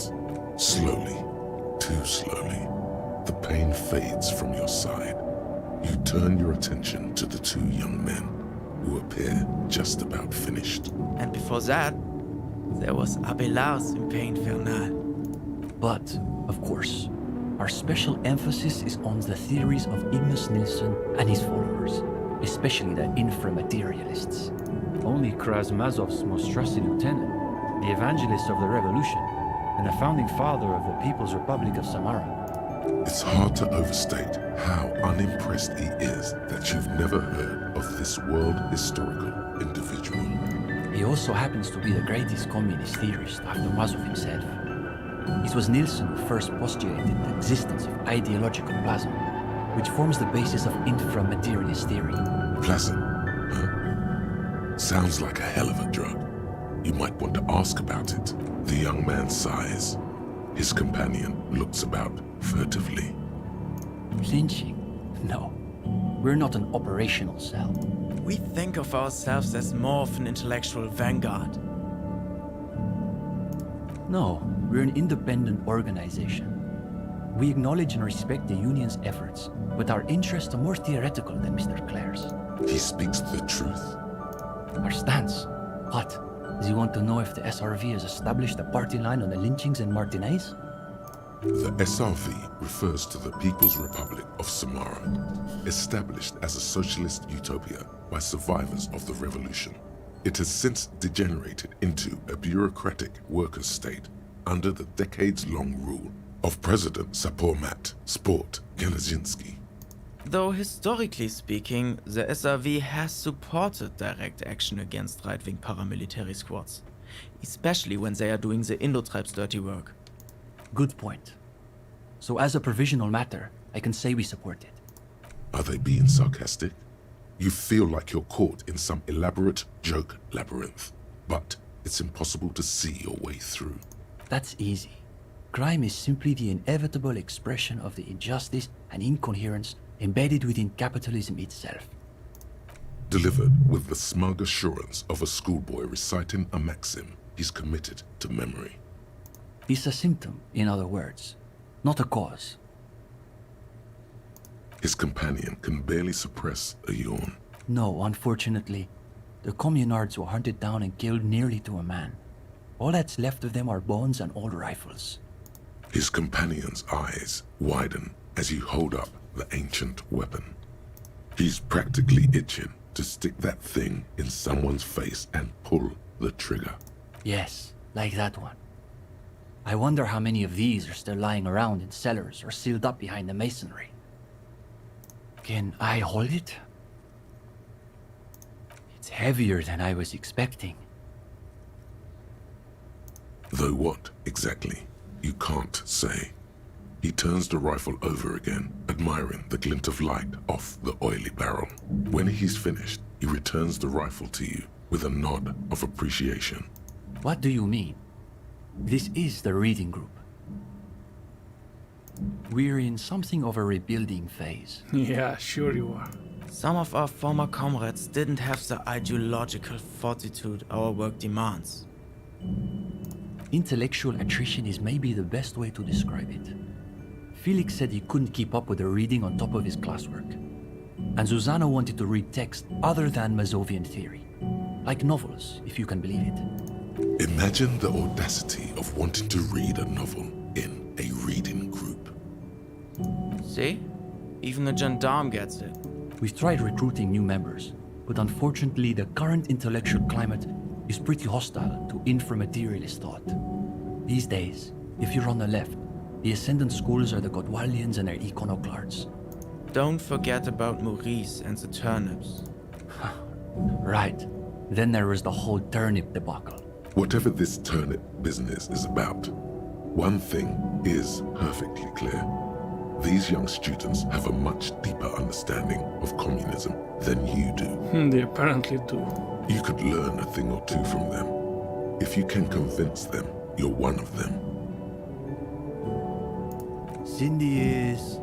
how to describe her role? Something of an ideological auxiliary, perhaps. Yes, that's exactly how I would put it.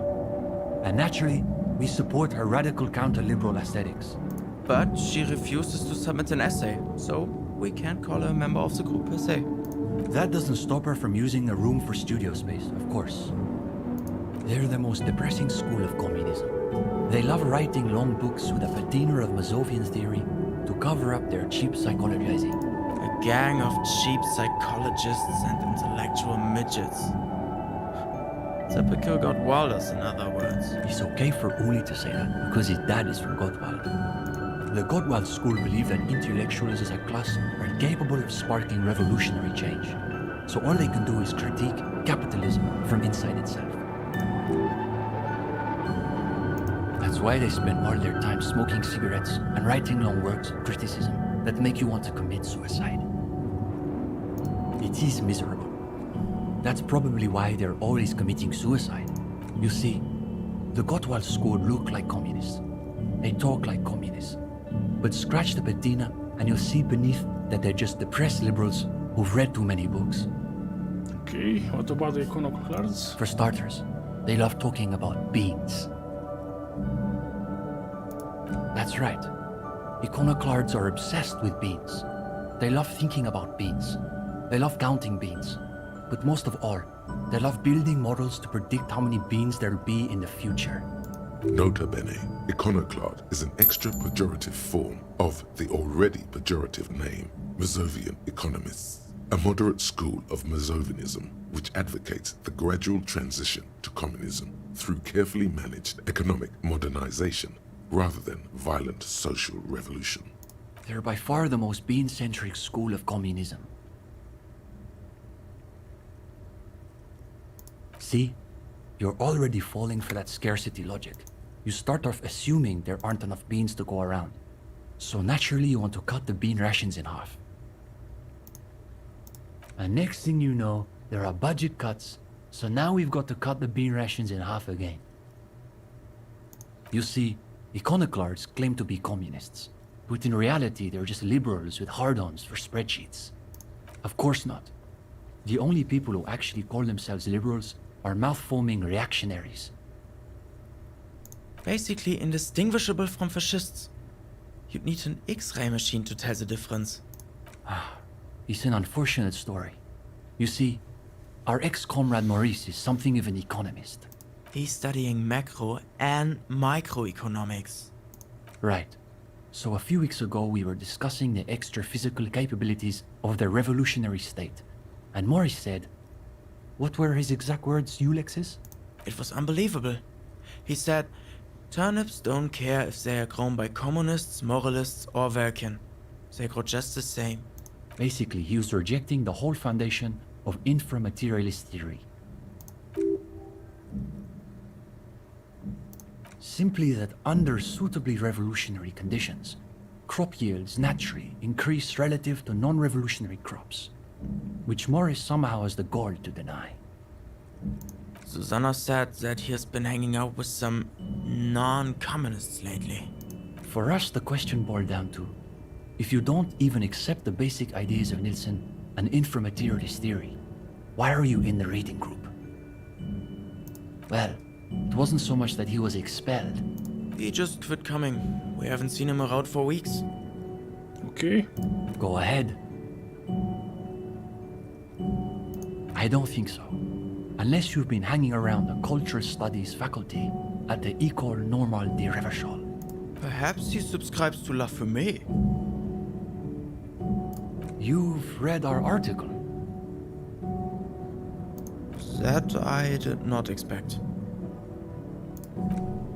The energy in the room has shifted ever so slightly in your favor.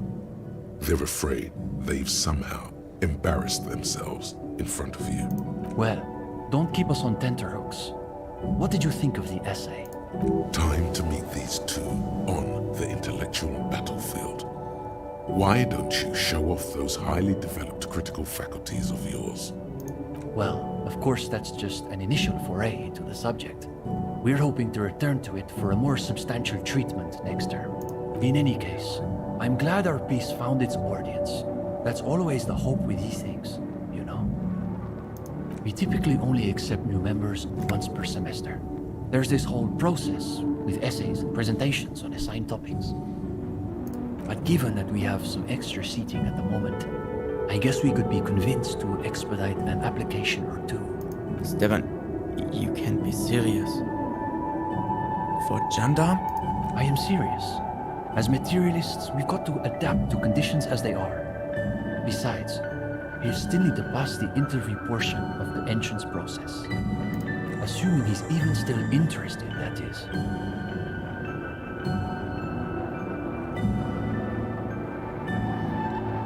Okay, we need composure. What's there to be scared of? You've really been cracking the books these last few days. You can go toe to intellectual toe with any reading group in Martinez.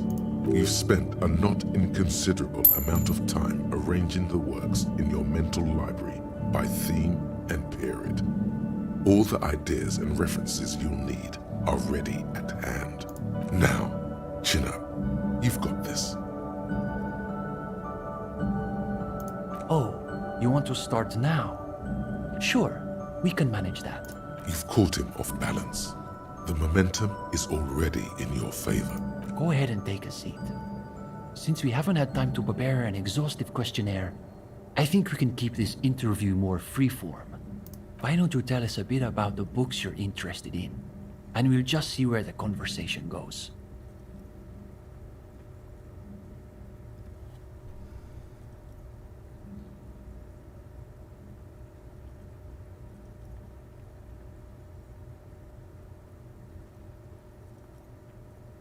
Aha, a real old-school pedestrian materialist. All right, we'll play along. So what sort of practical works are we talking about?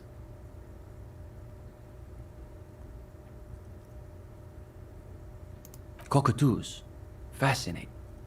So tell us what you gathered from your ornithological researches. This is a good start. They're starting to loosen up. You feel relaxed and in control. This is a subject where you hold all the advantages. I have to say, I underestimated the opulence of cockatoos. I've only ever seen the gray ones. It makes sense though. Mazovianism stresses the essential continuity between humanity and nature. So anything you find in one should be reflected in the other. What's the exact quote, Uli? I believe it's, man is the mirror of the world. These kids are eating out of your hand. practically. Another quarter of an hour disappears. The questions come rapid fire, but you have an answer for every one. Now you can sense things starting to slow down. The interview must be reaching an inflection point. Don't you think, though, that you can only really understand current events if you have a firm background in history and political theory? Don't think I'm familiar with it. Give us a quick summary, if you don't mind. Now's your chance to end this interview on a high note. You quickly gloss Lopez de Fuego's essential argument, peppering it with your own commentary and asides. But then, any critical account of Dolores Day's reign has to seriously reckon with her atrocities in Margartania and La Vuelta during the Mesque secession, don't you think? Total nonsense. The greatest thing Dolores Day ever did was get blasted by her own terrier. If he wants a real critical history, he's got to read on the material conditions of the Mirovan Boilermakers. He's so good. Brutally revelatory. In any case, I think we've heard enough. We could use someone with your perspective in the group, with just a bit more theoretical foundation. I think you'll be making real contributions. Yes, I would say he's got serious potential at least. And with that, welcome to the most ideologically advanced materialist reading in Martinez. Here's your first assignment. It's an overview of infra-materialist theory. A little basic, as you'll see, but one has to start somewhere. You're going to fit right in, I think.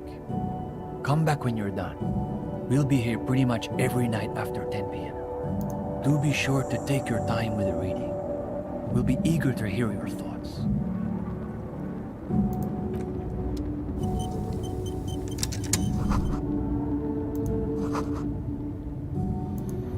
So I'm in a communist group.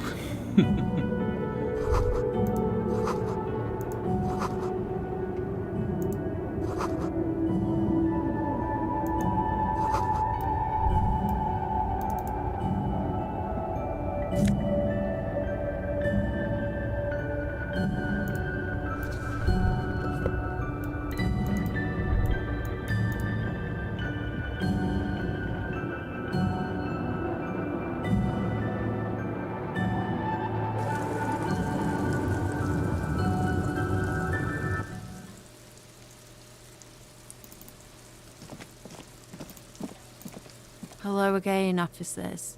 Have you come to it? Yeah, time to go to sleep and end this long episode. Come on.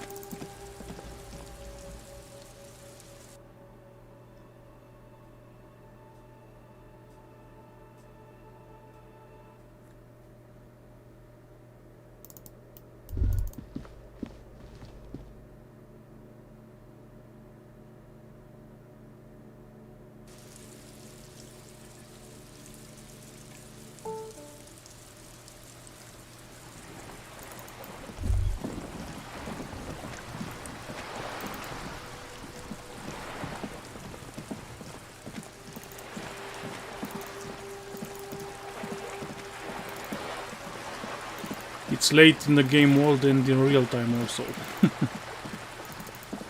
Okay, so before I reach the sleeping point, I want to say thank you very much for watching me. It has been an honor playing.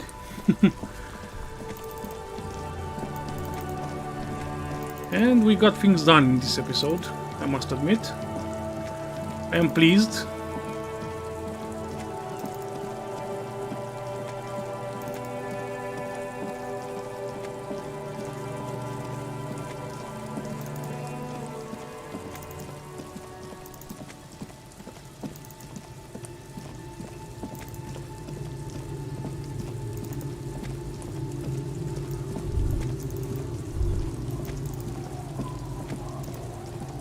It's getting cold, this late in the night. Time to call it a day.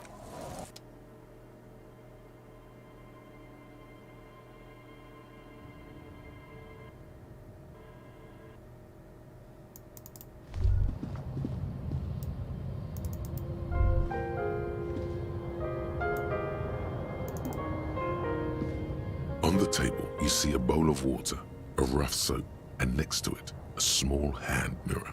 A straight razor soaks inside the wash basin. Scrubbing all the necrotic tissue off your hands takes a while. The fingernails are especially hard. Death has made its way into every nook and cranny. Should have used gloves. Detectives use gloves when they go rummaging around in someone's dead brain. But man persists, and finally, your bruised hands look clean and presentable. Sort of. The sudden absence of the morbid dead tissue smell is uplifting. Okay, so I watched. I want to say thank you very much for watching again, and I'll see you in part 10 next week. I wish you a great evening or a great day, depending on where you are, and bye.